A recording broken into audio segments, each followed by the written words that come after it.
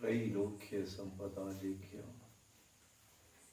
ಸಮುಲ್ಲೇಖನ ಭಿತ್ತಯೇ ಸಚ್ಚಿದಾನಂದ ರೂಪಾಯ ಶಿವಾಯ ಪರಬ್ರಹ್ಮಣೇ ನಮಃ. ಓಂ ಶಾಂತಿ ಶಾಂತಿ ಶಾಂತಿ. ನಿಮ್ಮೆಲ್ಲರಿಗೂ ದೈವಿ ಆಶೀರ್ವಾದಗಳು. ಶ್ರೀ ಗುರುದೇವ್. ಬಹುಶಃ ಇನ್ನು 2-3 ದಿವಸ ಉಳಿದಿರ್ಲಿಕ್ಕೆ ಸಾಕಲ್ಲ ನಿಮಗೆಲ್ಲ. ಕೆಲವು ಮಂದಿಯದಂತೂ ಕೆಲವು ಜನರದ್ದು ಲೇಟ್ ಆಗ್ತದೆ, ಕೆಲವು ಜನ ಇತ್ತೀಚೆಗೆ ಬಂದಾಗ ಇವರು ಸೊ ಸುದೈವಿಗಳಿದ್ದೀರಿ ನೀವು.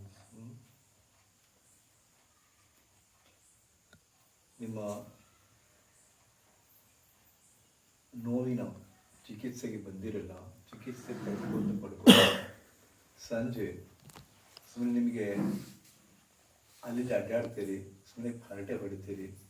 ಆ ವೇಳೆಯನ್ನು ಒಂದಿಷ್ಟು ಆಧ್ಯಾತ್ಮಿಕ ನುಡಿಗಳನ್ನು, ಆಧ್ಯಾತ್ಮಿಕ ವಾಣಿಯನ್ನು ಕೇಳಿ ಎಂದುಕೊಂಡು ಗುರೂಜಿಯವರ ಸತ್ಸಂಗದ ಕಾರ್ಯಕ್ರಮವನ್ನು ಹಮ್ಮಿಕೊಳ್ಳಲಾಗುತ್ತದೆ. ಈ ಸರಿ ಯಾಕೋ ವಿಚಿತ್ರ ಅಂತಂದ್ರೆ ಬರೀ ಸೈದ್ಧಾಂತಿಕ ವಿವರಣೆ ಜಾಸ್ತಿ ಆಗಿದೆ. ಪ್ರತಿ ಸಲ ಅರ್ಧ ಪ್ರಾಕ್ಟಿಕಲ್, ಅರ್ಧ ಇದು ಇರ್ತದೆ. ಒಂದು ಅರ್ಧ ಒಂದೂವರೆ ಗಂಟೆ ಆಗ್ತದೆ. ಒಂದು ಮುಕ್ಕಾಲು ಗಂಟೆ ಪ್ರಾಕ್ಟಿಕಲ್, ಮುಕ್ಕಾಲು ಭಾಗ ಇದು ಇರ್ತದೆ. ಈ ಸರಿ ಯಾಕೋ ಹೆಚ್ಚು ನಿಮ್ಗೆ ಬರೀ ಇದನ್ನೇ ಹೇಳ್ತಾ ಇದ್ದೀವಿ, ಸೈದ್ಧಾಂತಿಕ ವಿವರಣೆಯನ್ನು ಕೊಡ್ತಾ ಇದ್ದೀವಿ, ಪ್ರವಚನವನ್ನೇ ಹೆಚ್ಚು ಮುಂದಿಡ್ತಾ ಇದ್ದೀವಿ. ಯಾಕಂದರೆ ಒಮ್ಮೆ ನನಗೂ ಅನಿಸುತ್ತೆ ಏನು ಹೇಳಿದ್ರೆ ಏನು ಅಂತ ತಿಳ್ಕೊಂಡು, ಆದರೆ ಒಮ್ಮೆ ನಿರಾಶೆ ಆಗಿರ್ತೈತೆ. ಮೊದಲು ಈ ನಿರಾಶೆ ಆಗೋದಿಲ್ಲ.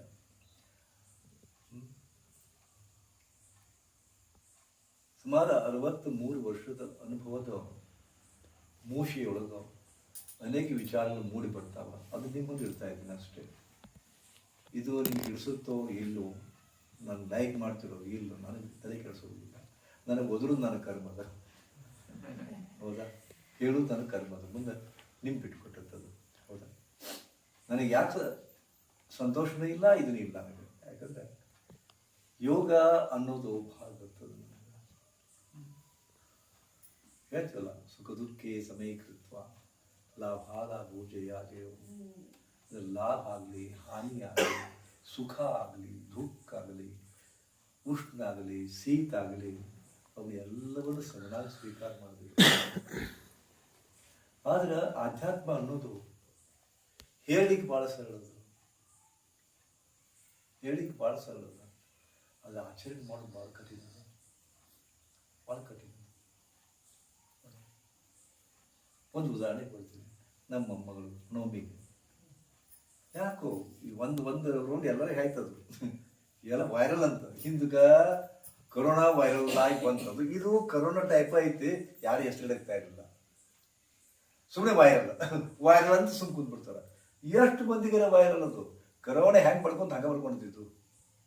ಪ್ರತಿಯೊಬ್ಬರ ಮನ್ಯಾಗೂ ಮೊದಲು ಒಬ್ಬರು ಬರ್ತೈತಿ, ಬಡ್ಕೊಂತೈತಿ. ನಮ್ಮ ದೀಪಕ್ ಅವರು ಕಾಲೇಜಿನ ಪ್ರೊಫೆಸರ್ ಅದಾರ, Badami college, Ayurveda college professor ಅದಾರ. ಹೋದರು, ಅವರ ಸ್ಟೂಡೆಂಟ್ಗಳಿಗೆ ಬಂದಿತ್ತಂತೆ, ಅವ್ರ ಸ್ಟೂಡೆಂಟ್ಗಳಿಗೆ ಬಂದಿತ್ತಂತ. ಅವ್ರಿಗೆ ಬಂತು ಫಸ್ಟ್. ಎಷ್ಟು ಸಿವಿಯರ್ಲಿ ಅಟ್ಯಾಕ್ ಆತಪ್ಪ ಅಂದ್ರೆ ಅವ್ರಿಗೆ ಕಣ್ ತೆಗಿಯಕ್ಕೆ ಬರಲಿಲ್ಲ, ಅಡ್ಡಾಡಕ್ಕೆ ಬರಲಿಲ್ಲ.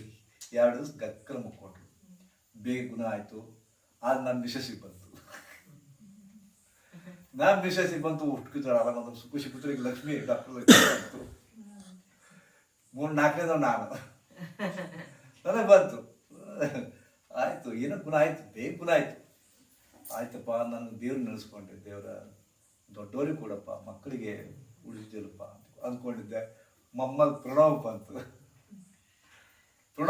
ನಮ್ಮ ನೋವಿಗೆ ಬರಲಿಲ್ಲ ಪಾಪ. ವಿದ್ಯಾರ್ಥಿಗಳಿಗೆ ಏನೋ ಬಂದಿದ್ರು ಅಂತಂದು ಅವು ಎಲ್ಲರೇ ಕಮ್ಮಿ ಆಗೋದು. ಲಾಸ್ಟಿಗೆ ಬಡ್ಕೊಂಡು ಎಲ್ಲ 3 ದಿನಕ್ಕೆ ಹೋಗ್ತಾವು. ಅವ್ರಿಗೆ ಗೊತ್ತದ 3 ದಿನಕ್ಕೆ ಆಯ್ತು. ಆಂಟಿಬಯೋಟಿಕ್ ಕೊಟ್ಟರೆ 3 ದಿವಸ ಹೋಗ್ಕೊಂಡು, 3 ದಿವಸ ಹೋಯ್ತು, 5 ದಿವಸ ಹೋಯ್ತು. ಕಂಟಿನ್ಯೂ ಯಾಕೋ ಇದನ್ನ ಆಗ್ತಾ ಇಲ್ಲ, ಹೌದಾ? ಈಗ ನೋಡಿ, ನಾನು 42 ವರ್ಷ ನಾನು ಪ್ರಾಕ್ಟೀಸ್ ಮಾಡಿದ್ದೀನಿ. ಇಂಥ ನನಗೆ ಏನು ಅನಿಸೋದಿಲ್ಲ. ಜ್ವರ ಬಂದದ್ದು, ಇದು ಬಂದದ್ದು. ಆದ್ರೆ ಮಂದಿ ಕೊಡೋದು ಬೇರೆ, ನಮ್ಮವ್ರಿಗೆ ಕೊಡೋದು ಬೇರೆ ಇರ್ತದೆ, ಹೌದಾ? ಮಂದಿಗೆ ನಮಗೆ ನಿರ್ಲಿಪ್ತರಾಗಿ ಕೊಡ್ತೀವಿ ನಾವು, ನಿರ್ಲಿಪ್ತರಾಗಿ ಕೊಡ್ತೀವಿ. ಈ ನನ್ನ ಮೊಮ್ಮಗಳು ಬಂಧನ, ವ್ಯಾಮೋಹ ಶುರು ಆಗ್ಬಿಡ್ತದೆ. ರಫ್ ಆಗಿ ಯೂಸ್ ಮಾಡೋಂಗಿಲ್ಲ. ನನ್ನ ಮೊಮ್ಮಗಳಿಗೆ ಬೇಗ ಕಮ್ಮಿ ಆಗುತ್ತೆ. ನನಗೆ ಗೊತ್ತದು. ಈ ಜ್ವರ ಅನ್ನೋದು ದೇವರು ನಮ್ಮ ಆರೋಗ್ಯದ ಏರುಪೇರುಗಳನ್ನು ತೋರಿಸ್ಲಿಕ್ಕೆ ಕೊಡ್ತಕ್ಕಂಥ ಸಿಂಪ್ಟಮ್ ಅದು. ತನ್ನಿಂದ ತಾನೇ ಇದು ಮಾಡ್ಕೊಂತಾರೆ. ಆ್ಯಕ್ಚುಲಿ ಪ್ರಾಮಾಣಿಕವಾಗಿ ಹೇಳ್ಬೇಕಪ್ಪ ಅಂದ್ರೆ, ಜ್ವರ ಬಂತಪ್ಪ ಅಂದ್ರೆ ಪ್ರಾಣಿ ಪಶು ಪಕ್ಷಿಗಳು ಬರ್ತದ ಕರೆ, ಅವು ಊಟ ಮಾಡೋದಿಲ್ಲ, ಸುಮ್ಮನೆ ಉಪವಾಸ ಮುಗೀತು, ತಾವೇ ಕಮ್ಮಿ ಮಾಡ್ಕೊತಾವ. ನಮಗೂ ಹಾಗೆ ಅದ. ಆ್ಯಕ್ಚುಲಿ ಜ್ವರ ಬಂತಿಲ್ಲೋ ಸಹಕಾರ ಕೊಡ್ಬೇಕು ಅದಕ್ಕೆ, ಒಳಗಿನ ವ್ಯವಸ್ಥೆಗೆ. ಸುಮ್ಮನೆ ಒಂದಿಷ್ಟು ಹೆಚ್ಚು ನೀರು ಕುಡಿಬೇಕು, ಶಾಂತ ಇರಬೇಕು, ಹೆಚ್ಚು ಕೆಲಸ ಮಾಡೋಂಗಿಲ್ಲ, ಮೃದುವಾದ ಆಹಾರ ತಗೋಬೇಕು. ಇದೆಲ್ಲ ಅದು ಗೊತ್ತದ, ನಮಗೆ ಎಲ್ಲ ಗೊತ್ತದ. ನಾವು ಇಡೀ ವರ್ಷ ಅದನ್ನ ದೇಕಿವಿ. ಅದನ್ನ ನಮ್ಮ ಕಡೆ ನಮ್ಮ ಮೊಮ್ಮಕ್ಕಳಿಗೆ ಕೂಡ ಮಾಡ್ಸೋಕ್ಕಾಗುತ್ತೆ. ಹೌದಾ? ಜ್ವರ ಬಂದಾವಲ್ಲ ತಾನೇ ಕಮ್ಮಿ ಆಗುತ್ತೆ ಅಂತ ಬಿಡುದಿಲ್ಲ ನಾವು. ಕುಲಕ್ಕೆ ಶುರು ಆಗ್ಬಿಡ್ತದೆ, ಭಯ ಶುರು ಆಗ್ಬಿಡ್ತದೆ, ಹೆಚ್ಚು ಹಾಕೋದಾಗೆಲ್ಲ ಮತ್ತಿಟ್ಟು ಕಂಗಾಲಾಗ್ತದೆ. ಹೌದಾ? ಇದು ಅದಕ್ಕೆ ಒಂದು ಗಾದಿ ಮಾತು ಬಂತು, ಕಿತ್ತಲಿಗಳ ಮದ್ದಲ್ಲ ಅಂತ ತಿಳ್ಕೊಂಡು. ಹೌದಾ?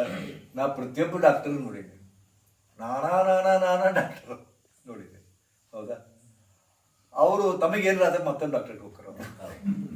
ಎಷ್ಟೋ ಡಾಕ್ಟರ್, ಯಾಕೆ ನಾನು ಡಾಕ್ಟರ್ ಆಗಿ ಬಂದವ. ನಾನು 42 ವರ್ಷ ಸವಿಸಿದ್ ನಾನು ನಮ್ಮ ಬದುಕನ್ನು. ನನ್ನ ಕಡೆ ಎಂತ MD ಡಾಕ್ಟರ್ ಬರ್ತಿದ್ರು. ಹೌದಾ? ಅಲೆಪತಿಗೆ MD ಡಾಕ್ಟರ್ ಬಂದು ನಮ್ಗೆ ತೋರಿಸಿದಾಗ, ಆಯುರ್ವೇದ ಡಾಕ್ಟರ್ ಬಂದು ತೋರಿಸಿದಾಗ ಭಾಳ ಫೇಮಸ್ ಆಗಿದೆ, ಭಾಳ ಫೇಮಸ್. ಮತ್ತು ನಂದು ಒಂದು ಕೇಸ್ ಫೇಲ್ಯೂರ್ ಇಲ್ಲ. ಅಷ್ಟಿದು. ಏನು ದೇವರು ಈ ಕೈಯಾಗ ಏನು ಕೊಟ್ಟಿದ್ನೋ ಗೊತ್ತಿಲ್ಲ, ಎಲ್ಲ ಕೇಸ್ ಸಕ್ಸಸ್. ಬಟ್ ದೇವ್ರ ದಯ ಅದ. ನಮ್ಮ ದೀಪಕ್ ಅವ್ರದ್ದು ಕೈಗೊಂಡು ಚಲೋ ಅದ, ಅವರು ಅಷ್ಟು ಮಾಡ್ತಾರೆ. ಅದು ಇರಲಿ. ಇದು ಯಾಕೆ ಇದು ಆಗ್ತಾ ಇಲ್ಲಪ್ಪ ಅಂತ ಇದೇ ಕಾರಣಕ್ಕೆ. ಮ್ಯಾಗ ನನಗೆ ಗೊತ್ತಿರುತ್ತೆ, ನಾನೇ ಆ ಮೆಡಿಸಿನ್ ತೊಗೊಳಕ್ಕಾಗೋದಿಲ್ಲ ನನಗೆ. ಹೌದಾ? ಸೊ ಸ್ವಂತಕ್ಕೆ ತಗೊಳ್ಳಿಕ್ಕೆ ಮತ್ತೊಬ್ಬರಿಂದ ಉಪದೇಶ ಬರ್ಬೇಕು ನಮಗೆ. ಮತ್ತೊಬ್ಬ ಡಾಕ್ಟರ್ಗಳು ಹೋಗ್ತೀವಿ ನಾವು, ಅವ್ರೇನು ತಗೊಂತಾರೆ ಅದು ವೇದವಾಕ್ಯ ಆಗುತ್ತದೆ.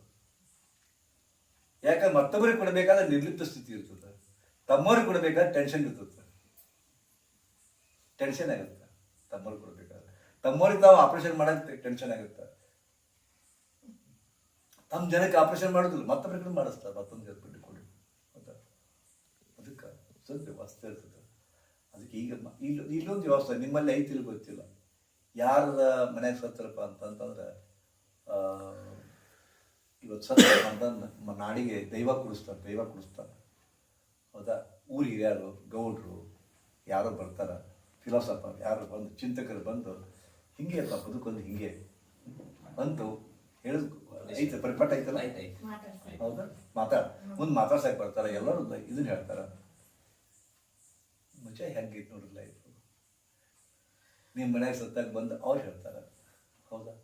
ಅವ್ರ ಮನ್ಯಾಗ ಸತ್ತರಪ್ಪ ಅಂದ್ರೆ ಅವ್ರು ಹೇಳ್ತಾರ, ಗೋಲ್ಗರ್ಸ್ಕೊಂಡು ಹೇಳ್ತಾರ. ಇಲ್ಲಿ ಬಂದಾಗ ಏನು ಹೇಳ್ತಾರ? ಬದುಕೋದ್ರ ಹಂಗೆ, ಜೀವನ ನಶ್ವರ, ಆತ್ಮ ಅಮರ, ದೇಹ ಹೋಗುದೇ. ತಾಸುಗಟ್ಟಲೆ ಹೇಳಿರ್ತಾರ. ಆದ್ರೆ ಅವ್ರ ಮನೆಗೆ ಯಾರು ಸತ್ರಪ್ಪ ಅಂತಂದ್ರ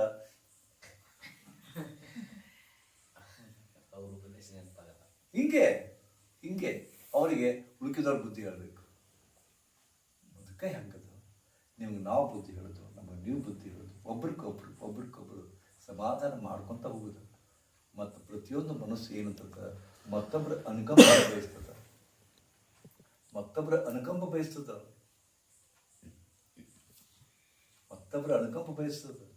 ನಿಮ್ಮ ಮಕ್ಕಳು ಆಡ್ತಿರ್ತಾರ, ಅವು ಬೀಳ್ತಾವ, ಸುತ್ತಮುತ್ತಲು ನೋಡ್ತಾವ, ಯಾರ ನೋಡಿದ್ರೆ ಹಾಕ್ಸೋಕ್ಕವು, ಯಾರ ನೋಡ್ಲಿ ವಾಯಿ ಅಂತ ಹಾಕ್ತಾವ. ಅಪ್ಪ ಅವ್ರು ನೋಡ್ಲಿ ಹೆಚ್ಚು ಅಬಳ ಬೈ ಕೂತಾವ, ಆಗಿರುದಿಲ್ಲ. ಯಾರು ನೋಡ್ಲಿಕ್ಕಪ್ಪ ಅಂದ್ರೆ ಹಿಂಗೆ ಬರ್ಸ್ಕೊಂತ ಹುಡುಗ ಸೈಕಲ್ ನೋಡಿರ್ಬೇಕಾರ ಹಿಂಗೆ ನೋಡ್ತಾರೆ, ಹೌದಾ? ಯಾರು ನೋಡಿದ್ರೆ ಹೆಚ್ಚು ಅಲ್ವಾಗುತ್ತೆ. ವಿದ್ಯುತ್ ಪೆಟ್ಟಾಗುತ್ತೆ ಅವ್ರಿಗೆ. ವಿದ್ಯುತ್ ಪೆಟ್ಟಿಗಿಂತ ಮಂದಿ ನೋಡಿದ್ರೆ ಅನ್ನೋದು ಪೆಟ್ಟು ಜಾಸ್ತಿ ಆಗುತ್ತೆ. ಹೌದಾ? ಇದು ಸೈಕಾಲಜಿ. ಇದು ನಮಗೆ ಮಾಡ್ಕೊಳಕ್ಕಾಗೋದಿಲ್ಲ. ಆದರೆ ನಮ್ದು ನಮಗೆ ಈ ನಾವು ಇಷ್ಟು ನಾನು ಇರೋದಿರಲ್ಲ ಪ್ರಕಾಂಡ ಪ್ರತಿಯೊಂದು ವಿಷಯದ ಪ್ರಕಾಂಡ ಪಂಡಿತದಲ್ಲ. ಆದರೆ ನನಗೂ ಒಮ್ಮೆ ಅನಿಸುತ್ತೆ ನಾ ಸೋಲ್ತೀನಿ ಒಮ್ಮೆ ಅನ್ಸುತ್ತೆ. ಆ್ಯಕ್ಚುಲಿ ಹೌದಪ್ಪ ನಾನು ಸೋಲಾಗತ್ತೀನಪ್ಪ ಅನ್ಸುತ್ತೆ, ನಾನು ಸೋಲ್ತೀನಲ್ಲ ಅನ್ಸುತ್ತೆ. ಅದು ಮಜಾ ಅನ್ಸುತ್ತೆ ನನಗೆ. ಸೋತುತ್ತೆ ಎಂಜಾಯ್ ಮಾಡ್ತೀನಿ ನಾನು. ಆ ಸೋಲಿನೊಳಗೆ ಅಷ್ಟು ಮಜಾ ಆಯ್ತಪ್ಪ ಅನ್ಸುತ್ತೆ. ಪ್ರತಿಯೊಂದು ಸಲ ಗೆದಿಬಾರ್ದಲ್ಲ. ನಾ ಹೇಳ್ತಾನಲ್ಲ, ಲೈಫ್ ಇಸ್ ಎ ಗೇಮ್. ಪ್ರತಿ ಸಲ ಗೆದ್ದಾಗ ಇಂಟ್ರೆಸ್ಟ್ ಇರೋದಿಲ್ಲ ಆಟದೊಳಗೆ. ಒಮ್ಮೊಮ್ಮೆ ವಿಧಿ ಕೂಡ, ಒಮ್ಮೊಮ್ಮೆ ಸಮಾಜದ ಕೂಡ, ಸೊಸೈಟಿ ಕೂಡ, ಬಂಧು ಬಾಂಧವರು ಕೂಡ, ನಿಮ್ಗೆ ಕೂಡ ಸೋತಾಗನ ಆ ಗೆಲುವಿನ ಮಜಾ ಬರ್ತದೆ. ಒಮ್ಮೆ ನನ್ನ ಭಾವನೆಗಳಲ್ಲಿ ಕೂಡ ಗೆದಿತೀನಿ ನಾನು, ಭಾವನೆಗಳು ಕೂಡ ಸೋಲ್ತೀನಿ ನಾನು. ಅಂಥದ್ರೊಳಗೆ ಇವು ಒಂದೇ ಭಾಳ ಡೀಪ್ ಅದ. ಕರೆಕ್ಟ್. ಇಲ್ಲಿ ನಾನು ಹೇಳಕ್ಕೆ ಹೊಂಟಿದ್ದೇನಪ್ಪ ಅಂದ್ರೆ, ಏನೇ ಹೇಳಿ ನೀವು ಇವತ್ತು ಕೇಳ್ತೀರಿ ಮರಿತೀರಿ, ಕೇಳ್ತೀರಿ ಮರಿತೀರಿ. ಅವಾಗ ನನಗನ್ಸುತ್ತೆ ಏನು ಕೇಳಿ ಮರೆಯೋರ ಮುಂದೆ ಏನು ಒದರ್ಕೋಬೇಕು ಅಂತ ತಿಳ್ಕೊಂಡು, ಕೇಳಿ ಮರೆಯೋರ ಮುಂದೆ ಏನು ಒದರ್ಕೋಬೇಕು ಅನ್ಸುತ್ತಾ. ಆದರೆ ಹಾಗಿಲ್ಲ ಅನ್ನೋದು ಆಮೇಲೆ ಗೊತ್ತಾಗಿತ್ತು. ಈಗ ಮಳೆ ಆಗುತ್ತೆ, ಮಳೆ ಆಗ್ತಾ ಇದೆ, ಹೌದಾ, ಹಸಿರದು ಒಂದು ಬ್ಯಾಸಿಗೆ ಬರ್ತದೆ, ಹುಲ್ಲು ಎಲ್ಲ ಒಣಗ್ತದೆ. ಅವಾಗ ಬ್ಯಾಸಿಗೆ ಹುಲ್ಲು ಒಣಗಿದಾಗ ಹುಲ್ಲಿನಾಗ ಬೀಜ ಇರ್ತಾವೆ, ಅತ್ಯಂತ ಸೂಕ್ಷ್ಮ ಬೀಜ ಇರ್ತಾವೆ.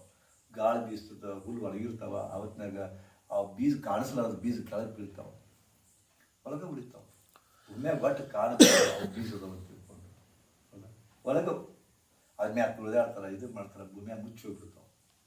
ಮುಂದೆ ಅವು ಪ್ರಕಟ ಆಗೋದು ಯಾವಾಗಪ್ಪ ಅಂತಂದ್ರೆ ಮಳೆಗಾಲ. ಒಂದು ಮಳೆ ಬಂದ್ರಪ್ಪ ಅಂದ್ರೆ ಒಳಗೇನೆ ಬೀಜ ಅಂಕುರು ಬಿಡ್ತಾವ. ಇದಾಗ ಹಾಗೇನೆ ನಾನು ನಿಮಗೆ ಹೇಳಿದಂಥ ಈ ಏನು ಸತ್ಸಂಗದಲ್ಲ, ನಿಮಗೆ ತಾತ್ಕಾಲಿಕವಾಗಿ ಮರೆವು ಆಗಿರಬಹುದು, ಮರೆವು ಆಗ್ತದೆ ಸಹಜ. ಆದ್ರೆ ಒಳಗೆ ಬೀಜದೋಪಾದಿಗಳು ಉಳಿತದೆ, ಬೀಜದೋಪಾದಿಗಳು ಉಳಿತದೆ. ಅದು ಮುಂದೆ ಮಳೆ ಬರ್ತದೆ ಹೇಳ್ತಾವ ಅಂತೀವಲ್ಲ, ಸಂದರ್ಭ ಬಂದಾಗ ನಮ್ಮದು ರಿಕಾಲ್ ಮಾಡ್ಕೊತೀವಲ್ಲ. ಈ ಗುರುಗಳು ಹೇಳಿದ್ರು ನೋಡೋ ಅನಿಸುತ್ತ, ಎಲ್ಲ ಕೇಳಿದ್ರು. ಗುರುಗಳು ಹೇಳಿದ್ರಲ್ಲ, ಸತ್ಸಂಗ ಕಾರ್ಯಕ್ರಮ ಗುರುಗಳು ಹೇಳಿದ್ರು ನೋಡಪ್ಪ, ಕರೆ ಇತ್ತು ನೋಡಪ್ಪ. ಹಿಂಗೆ ಒಂದು ಉದ್ಬೋಧಕ ಪ್ರೇರಣೆ ಬರ್ತದೆ ನಿಮ್ಗೆ. ಅದಕ್ಕೆ ಹೇಳ್ತಾ ಇದ್ದೀನಿ, ಯಾಕಂದರೆ ಮನುಷ್ಯನ ಸ್ವಭಾವವೇ ಭಾಳ ವಿಚಿತ್ರ. ಇದ್ರ ಜೊತೆ ಮತ್ತೊಂದು ತಿಳ್ಕೊಡಿ, ನಿಮಗೆ ದುಃಖ ಬಂದೈತಿ, ಸಮಸ್ಯೆ ಬಿಡ್ತಾವ, ಸಮಸ್ಯೆಗಳನ್ನು ಜರ್ಜರತರಾಗಿರಿ. ಇದಕ್ಕೆ ಕಾರಣ ಏನಪ್ಪ? ನಿಮ್ಮ ಅಜ್ಞಾನ. ನಿಮ್ಮ ಅಜ್ಞಾನದ ಕಾರಣ ಅದು. ಕೆಲ ಮಂದಿಗೆ ದುಃಖದ ಮೂಲವನ್ನು ಹುಡ್ಕೊಂಡು ಹೋಗ್ತಾರ, ಸಮಸ್ಯೆ ಮೂಲವನ್ನು ಹುಡ್ಕೊಂಡು ಹೋಗ್ತಾರ. ಅವ್ರು ಭಾಳ ಜಾಣರು. ಅವರು ಸಮಸ್ಯೆ ಮೂಲ ಹುಡ್ಕೊಂಡು ಹೋಗಿ ಅವರು ಪರಿಹಾರ ಮಾಡ್ಕೊತಾರೆ, ಜಾಣರು. ಅದಕ್ಕೆ ಸಮಸ್ಯೆ ಮೂಲ ಏನಪ್ಪ ಅಂತಂದ್ರೆ ಅಜ್ಞಾನ. ಎದುರ ಅಜ್ಞಾನ? ಜ್ಞಾನ ಮತ್ತು ಅಜ್ಞಾನಕ್ಕೆ ಒಮ್ಮೊಮ್ಮೆ ಜ್ಞಾನ ಸಹಿತ ನಿಮಗೆ ದುಃಖ ತರ್ತದ. ನೀವು ತಗೊಳ್ಳೋ ಜ್ಞಾನ ಸಹಿತ ನಿಮ್ಗೆ ದುಃಖ ತರ್ತದ. ಜ್ಞಾನ ಅನ್ನೋದರೆ ಏನಪ್ಪ? ಜ್ಞಾನ ಅನ್ನೋದು ತಿಳುವಳಿಕೆ, ಅರಿವು, ಹೌದಾ? ಇದರಲ್ಲಿ ಸುಮ್ಕ ಇರ್ತೀರಿ.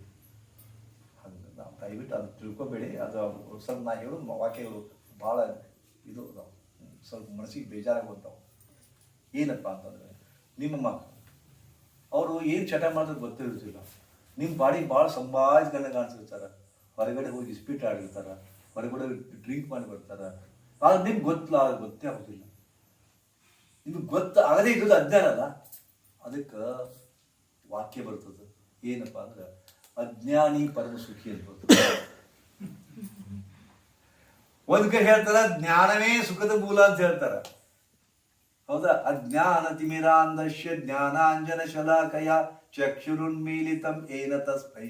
ಅಂದ್ರೆ ಅಜ್ಞಾನವೆಂಬ ಅಂಧಕಾರವನ್ನ ನಿರ್ಮೂಲನ ಮಾಡಿ ಜ್ಞಾನವನ್ನು ಕೊಡ್ತಕ್ಕಂಥ ಗುರುವಿಗೆ ನಮಸ್ಕಾರಗಳಂತ ಹೇಳ್ತಾರೆ. ಆದ್ರೆ ನನಗೆ ಎಷ್ಟೋ ಸಲ ವಿಚಾರ ಮಾಡಿದ್ದೀನಿ, ಅಜ್ಞಾನಿ ಪರಮ ಸುಖಿ ಅನಿಸ್ತದೆ. ನಮಗೆ ಎಲ್ಲಿ ಮಠ ಗೊತ್ತಿರುವುದಿಲ್ಲ ಅಲ್ಲಿ ಮಠ ಸುಖದಿಂದ ಇರ್ತೀವಿ, ಗೊತ್ತಾದ್ರೆ ದುಃಖಿ ಆಗ್ತೀವಿ. ನನಗೆ ಈ ಮಾತು ಕೇಳಿ ನಿಮ್ಗೆ ಅದೇ ಹಂಗ ಅನ್ಸುತ್ತೆ, ಅದೇ ಹಂಗ ಅದಕ್ಕೆ ಈ ಬೇಜಾರಾಗುತ್ತೆ ನೋಡೋ ಒಂದು ಮಾತು. ಯಾರೋ ಒಬ್ಬಕ್ಕೆ ಹರಕೆ ಹೇಳ್ತಿರ್ತಾಳೆ, ಹೌದಾ? ಗಂಡನ ಸುಖ ಸಿಗುವುದಿಲ್ಲ ಅಂತ ತಿಳ್ಕೊಂಡು ತಲೆಮರಿ ಒಳಗೆ ಬೇರೆಯವ್ರ ಕೂಡ ನಂಟು ಇಟ್ಕೊಂಡಿರ್ತಾಳೆ. ಗೊತ್ತೇ ಇರುದಿಲ್ಲ. ನನಗೆ ಹೆಂಗೆ ಪರಮ ಪವಿತ್ರ ಅಂತ ತಿಳ್ಕೊಳ್ತೀವಿ. ಒಂದು ದಿವಸ ಯಾರೋ ಹೇಳ್ತಾರೆ, ನಿಮ್ಮ ಹೆಂಡತಿ ಸರಿ ಇಲ್ಲ, ಹೈ ನಾನು ಹೆಂಡತಿ ಮಾತಾಡ್ತಿ ಅಂತ ಅದು ಗೊತ್ತಾಗುತ್ತೆ ಒಂದು ದಿವಸ. ಈ ಹೇಳಿ ಭೂಮಿಗೆ ಕರ್ಕೊಂಡು ಬಿಟ್ಟಂಗ ಯಾವ ನಿಮ್ಮ ಅರ್ಧಾಂಗಿ ಅಂತಕ್ಕಂಥ ಹೆಂಡತಿದಲ್ಲ ಅವಳು ಹಾದಿ ತಪ್ಪಂತ ಗೊತ್ತಾದಾಗ ಹೆಂಗಿರ್ತದ ಪರಿಸ್ಥಿತಿ ನಿಮಗೆ? ಗೊತ್ತಿರದೆ ಇದ್ರಪ್ಪ ಸುಖದಿಂದ ಇದ್ರಿ ನೀವು.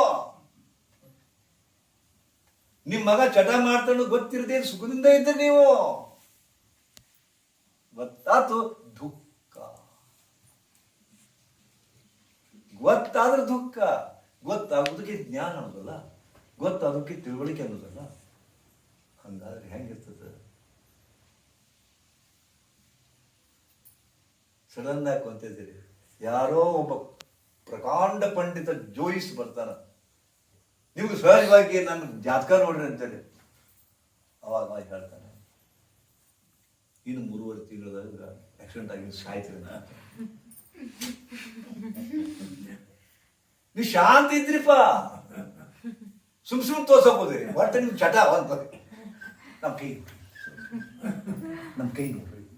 ಯಾರೊಬ್ರು ನಮ್ಮ ಅಲ್ಲಿ ನಾ ಮಹಾರಾಷ್ಟ್ರ ಈವನ್ ಫಾರಿನ್ ಕಂಟ್ರಿ ಹೋಗ್ಸೈತ್ ನಾ ಇಂಟ್ರೆಸ್ಟ್ ಹಾಕೊಂಡೋಗಿದ್ನಲ್ಲ, ಆ ಜ್ಯೋತಿಷಿ ಹೇಗೆ ಕೇಳ್ತಿದ್ರು, ಅವ್ರಿಗೆ ಅಸ್ಟ್ರಾಲಜಿ ಅಂತ ಕೇಳ್ತಿದ್ರು. Yes I know astrology. ಫಾರಿನ್ದ ಸಹಿತ, ಅಮೆರಿಕದ ಸಹಿತ ಒಬ್ರು ಯಾರು ಕನ್ನಡ ಕೈ ತೋರಿಸಿದ್ರ ನಮ್ಮ ಹೇಳಿದೆ ಬರೋರು. ಆದ್ರೆ ಮೊದಲು ನಾ ಬ್ಯಾಂಕ್ ಹೇಳ್ತಿದ್ದೆ, ಈ ಹೇಳೋದು ಬಿಟ್ಟಿನಿ. ಯಾಕಂದ್ರೆ ಅಲ್ಲಿ ಗ್ರಹಗತಿ ನೋಡಿದಾಗ ಇವರು ಇದು ಬರ್ಸ್ಕೊಂತೀವಿ ನಾವು, ನಿಮ್ಮ ಡೇಟ್ ಆಫ್ ಬರ್ತ್ ಬೇಕಾದ ಸಮಸ್ಯೆ ಹೇಳ್ರಿ, ನಾ ಡೇಟ್ ಆಫ್ ಬರ್ತ್ ತೊಗೊಂತೀನಿ. ಯಾಕಂದ್ರೆ ಗ್ರಹಗತಿ ಕೂಟ ನೋಡ್ಕೊಂತೀವಿ, ನಿಮಗೆ ಮೂಲ ಯಾವ್ದು ಬಂದು ನೋಡ್ಕೊತೀವಿ, ಅವನೇ ನೋಡ್ಕೊಂತೀವಿ. ನನಗೆ ಒಮ್ಮೊಮ್ಮೆ ಬಾಯಿ ಬಿಟ್ಟು ಹೇಳೋಕ್ಕಾಗೋದಿಲ್ಲ. ಯಾಕಂದ್ರೆ ಇನ್ನೊಂದು 6 ತಿಂಗಳಿಗೆ ಆಕ್ಸಿಡೆಂಟ್ ಇರ್ತದೆ, ನಾವು ಅಂಥವು ಬಾಯಿ ಬಿಟ್ಟು ಇರೋದಿಲ್ಲ. ನಾನು ಆದರೆ ಬಂದಿಡ್ತೀನಿ ಕಣ್ಣಾಗಿ ಒಟ್ಟು ಅದು ಬಾಯಿ ಬಿಟ್ಟು. ಯಾಕಂದ್ರೆ ನೋಡಿ, ಇಳದೇ ಇದ್ದದನ್ನು ಹೇಳಿದ್ರಪ್ಪ ಅಂತಂದ್ರೆ ಅವು 3 ತಿಂಗಳು ಅವ ಸತ್ತಂಗ ಅವ ಆಕ್ಚುಲಿ ಹೇಳ್ಬೇಕಂದ್ರೆ. ಇನ್ನು 3.5 ತಿಂಗಳಲ್ಲಿ ನಿಮ್ಗೆ ಆಕ್ಸಿಡೆಂಟ್ ಆಗಿ ಸಾಯ್ತಿರಪ್ಪ ಅಂತಂದ್ರೆ ಏನ್ ಮಾಡ್ಬೇಕು? ಅವ ಟೆನ್ಷನ್. ಅದು ಅದಕ್ಕೆ ಏನಾಗುತ್ತೆ? ಜ್ಞಾನ ದುಃಖ ಕೊಡ್ತು. ಜ್ಞಾನ ದುಃಖ ಕೊಡ್ತು.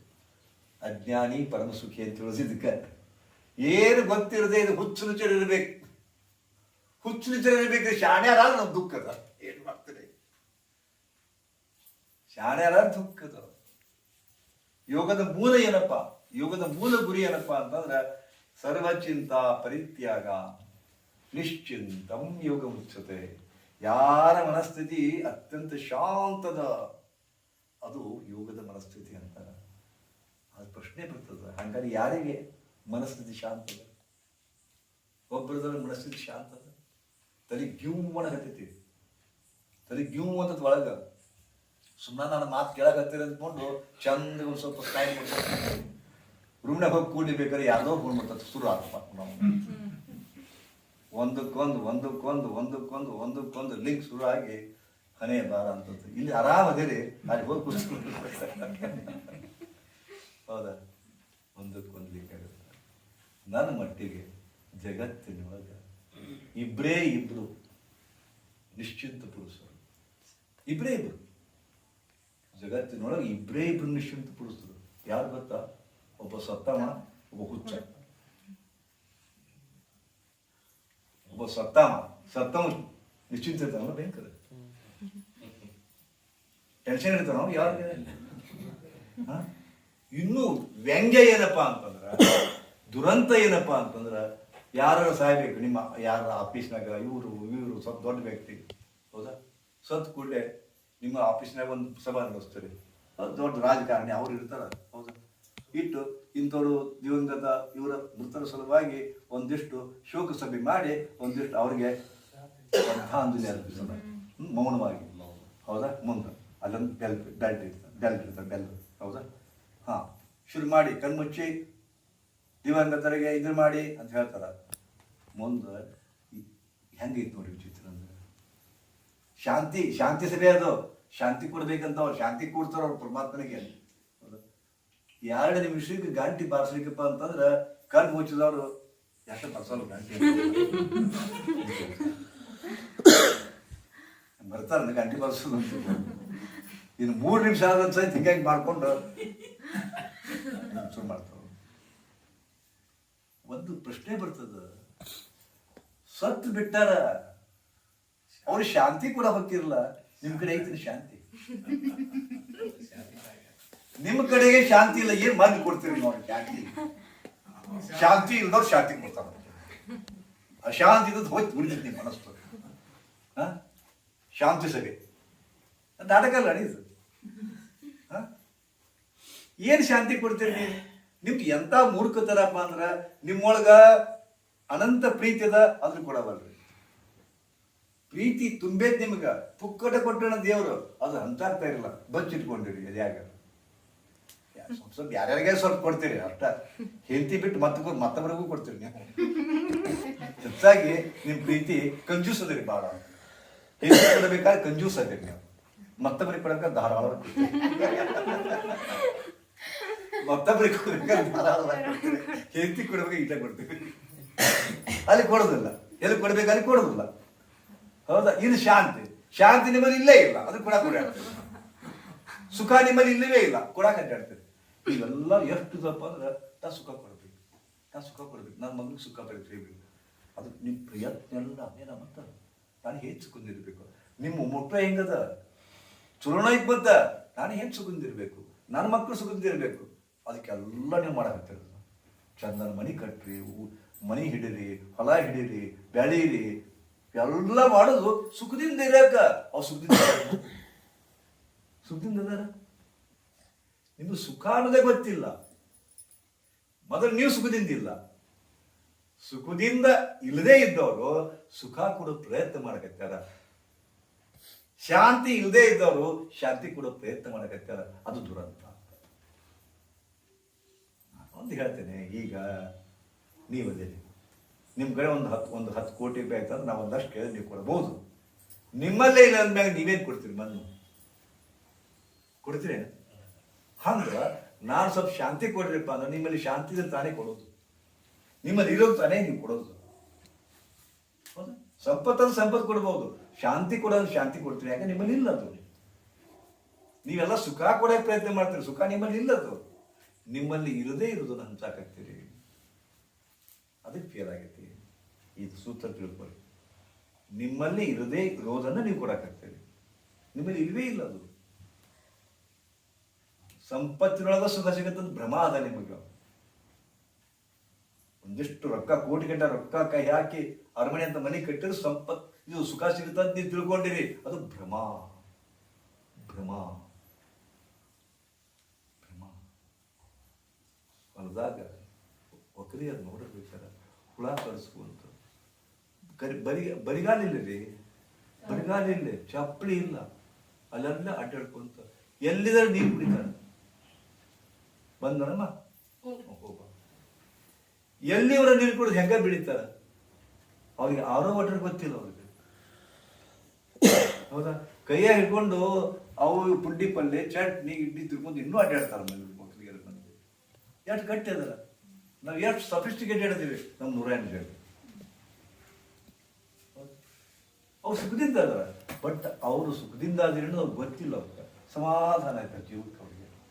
ಅವರಿಗೆ ಒಂದು 100 ಬಂದ್ರು ಅಷ್ಟೇ, 200 ಬಂದ್ರು ಅಷ್ಟೇ, ಸಂತೃಪ್ತಿ ಅಂತೀವಿ ನಾವು, ಸಂತೃಪ್ತಿ. ಬಟ್ ಆ ಸಂತೃಪ್ತಿ ನಮಗಿಲ್ಲ ರೀ. ಮೊದಲ 1,000 ರೂಪಾಯಿ ಬಂದು ಸಂತೃಪ್ತಿ ಆಗಿತ್ತು, 1,00,000 ಬಂದು ಸಂತೃಪ್ತಿ ಆಗಿತ್ತು. ಇವಾಗ ಮನುಷ್ಯನ್ ಏನಾಗೈತೆ ಹುಚ್ಚು, 1,000 ಕೋಟಿ ಇದ್ರೂ ಸಹ ಸಂತೃಪ್ತಿ ಇಲ್ರಿ. ಇನ್ನೂ ಬೇಕಂತ ಜೀವ, ಇನ್ನೂ ಬೇಕಂತ. ಎಷ್ಟು ಕಡೆ ಆಸ್ತಿ ಮಾಡಿ ಗೊತ್ತು, ಎಷ್ಟು ಕಡೆ ಆಸ್ತಿ. ಅಲ್ಲೊಂದು 4 ಪ್ಲಾಟ್, ಅಲ್ಲೊಂದು 4 ಪ್ಲಾಟ್, ಅಲ್ಲಿ ಹೊಲ, ಅಲ್ಲಿ ಹೊಲ, ಅಲ್ಲಿ ಹೊಲ. ಈ ವಿಷಯದೊಳಗೆ ಬಹಳ ಎಚ್ಚರಿಕೆಯಿಂದ ಕೇಳಿ. ಒಂದು ಮನೆ ಅವರು ನನ್ನ ಶಿಷ್ಯರು, ಆಪ್ತ ಶಿಷ್ಯರು, ಬಹಳ ದಿವಸದಿಂದ ಆಪ್ತ ಶಿಷ್ಯರು. ಅತ್ಯಂತ ಬಡತನ.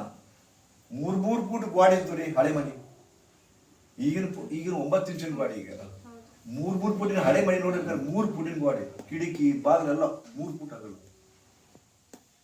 ವಿಚಿತ್ರ. 3 ತಲೆಮಾರು. ಅವರ ಅಜ್ಜನ ನೋಡಿದ್ದೆ, ನಾ ಸಣ್ಣವಿದ್ದೆ, ಅವರ ಅಜ್ಜನ್ ನೋಡಿದ್ದೆ. ಬಡತನದಾಗ ಹೋಗ್ತಾವ. ಅವ್ರ ಮಕ್ಕಳು ಅಲ್ಲಿ ನೇಕಾರಿ ಮಾಡ್ತಿದ್ರು, ಬಡಿಗಾರಿ ಮಾಡಿ ಎಲ್ಲ ಮಾಡಿದ್ರು ಅವರು, ಏನು ಉಳಿತಾರ ಇಲ್ಲ. ಅಲ್ಲಿ ನಾಯಿ ಪೈ ಅನ್ಕೋತ ಹೋದ್ರು ಅವರು. 3ನೇ ಪೀಳಿಗೆ ಅದು ಪೈ ಅನ್ಕೊಂತ ನನ್ನ ಕಡೆ ಬಂದು ಹಿಂಗ ಒದರ್ಕೊಂತ ಈ ಗುರುಗಳು ಏನು ಮಾಡಿದ್ರಿ ಹಂಗೆ ಮಾಡಿ. ಅದಕ್ಕೆ ಕೊನೆಗೆ ಅವ್ರು ಸಾಕಾಗಿ ದೊಡ್ಡ ಜಾಗ ಇತ್ತು ಹೌದಾ, ಅದು ಒಡೆದಪ್ಪ, ಅವ್ರು ಒಡೆದು ತೆಗೆದ್ರಪ್ಪ ಅಂದ್ರೆ ದೊಡ್ಡ ಜಾಗ ಸಿಕ್ತು. 3 ಪುಟಿಂಗ್ ಮಾಡಿ ತೆಗೆದಾಗ ಅದು ಊರ ನಡಬರಕ್ನಾಗ ಇತ್ತು. ಅದು ಒಡೆದು ತೆಗೆದ್ರೆ 60-120 ಜಾಗ ಸಿಕ್ತು. ಅದು ಹಳೆ ಮನೆ ಇತ್ತು, ಅದಕ್ಕೆ ಕಿಮ್ಮತ್ತ ಇದ್ದಿಲ್ಲ, ಯಾರೋ ಕೊಟ್ಟರು. ಅವಾಗಿನ ಬೆಲೆ ಮತ್ತೆ 2,000-3,000 ಕೇಳ್ಕೊಂತಿದ್ರು ಅಂತ. ನಮ್ಮ ಹರಿತನದೊಳಗೆ ಅದನ್ನು 6 ಲಕ್ಷಕ್ಕೆ ಕೊಡಿಸಿದ್ರು. ಎಲ್ಲಿ ಇದು ಕೇಳಬೇಡ, 6 ಲಕ್ಷಕ್ಕೆ ಕೊಡಿಸಿದ್ರು. ಹಿಡಿದ್ರು ಅವರು, ಶ್ರೀಮಂತರು ಅವರು, ಹಿಡಿದವರು ದೊಡ್ಡ ಮನೆ ಕಟ್ಟಬೇಕು, ಆ ಬ್ಯಾಂಕ್ ಹಿಂಗೆ ಆಗೈತಿಗಲ್ಲ ಫಂಡ್ ಅಂದ್ರೆ 3 ಫುಟ್ ಕ್ವಾಟಿ ಇದ್ದೀವಲ್ರಿ. ಹಿಡಿದವನು ನಾನು ಶಿಷ್ಯರ ನಾನೇ ಕೊಡಿಸಿದ್ದೆ. ಇವರು ಅತ್ಯಂತ ಬಡತನದಾಗಿ ಏನು ಅರ್ಥನಲ್ಲಿ ಏನಪ್ಪ ಅಂದ್ರೆ ಅವ್ರನ್ನ ನೋಡಿ ಕಲಿಬೇಕು. ಹೊಡ್ಯಾಕೆ ಯಾವಾಗ ನಡಬರಕಿನ ಗಾಡಿ ಒಳಗೆ 3 ಫುಟ್ ಇತ್ತಲ್ಲ, ಈ ಕಡೆ ಕಿಟಕಿ ನಡಬರಕ 3 ಒಂಥರ ಪಿಲ್ಲರ್ ಟೈಪು ಅವು 3 ಫುಟ್ ಗಾಡಿ ಇತ್ತು. ಅದನ್ನು ಹೊಡೆದಾಗ 6 ಕೊಡ ಸಿಗ್ಬಾರ್ದೆ. 6 ಕೊಡ ರೀ. ಅದು ಎಷ್ಟೋ ವರ್ಷ ಹಿಂದಿನ ಮನೆ. ಅದು ಯಾರಿದ್ರು, ಏನು ಮಾಡಿದ್ರು, ಅವರು ನೆಲಕ್ಕೆ ಹೋಗುದಿದ್ದಿಲ್ಲ, ಅಲ್ಲಿ ಗಾಡ್ಯಾಗಿಟ್ಟು ಕಟ್ಟಿಬಿಟ್ಟಾರ. ಅದನ್ನ ಮುಂದೆ ಅವರು ಸತ್ರು, ಇವರು ಸತ್ರು, ಗೊತ್ತೇ ಇಲ್ಲ. ನಿಧಿಯ ನಡುವೆ ಕೂತು ಭಿಕಾರಿಯಾಗಿ ಬದುಕಿದ್ರು ಅವರು. ಸುತ್ತಲೂ ನಿಧಿ ಅದು. ಲಕ್ಷ್ಮಿ, ಸಾಕ್ಷಾತ್ ಲಕ್ಷ್ಮಿ ತಾಂಡವರಾಗತ್ತಲ್ಲ. ನಳ್ಳಿದ್ರು ಬಡತನಂತ ನಳ್ಳಿದ್ರು. ಹೆಂಗದ ವಿಧಿ ವಿಲಾಸ. ಅವ್ರದೇ ಮನೆ, ಅವ್ರದೇ ಸಂಪತ್ತು, ಅಲ್ಲೈತೆ ಗೊತ್ತಿಲ್ಲ. ಅದಕ್ಕೆ ಬದುಕು ನೆಲದ ಮರೆಯ ನಿಧಾನದಂತೆ, ಹಾಲಿನೊಳಗಿರುವ ತುಪ್ಪದಂತೆ. ನಿಮ್ಮೊಳಗೊಂದು ಸಂಸ್ಕಾರ ಡೆವಲಪ್ ಆಗಬೇಕು. ಬೆಂಗಳೂರಾಗ ಬನಶಂಕರಿ ಅಂತ ಬರ್ತದೆ, ಬನಶಂಕರಿ ಈಗ ಭಯಂಕರ ಬೆಳೆದ ಬೆಂಗಳೂರು.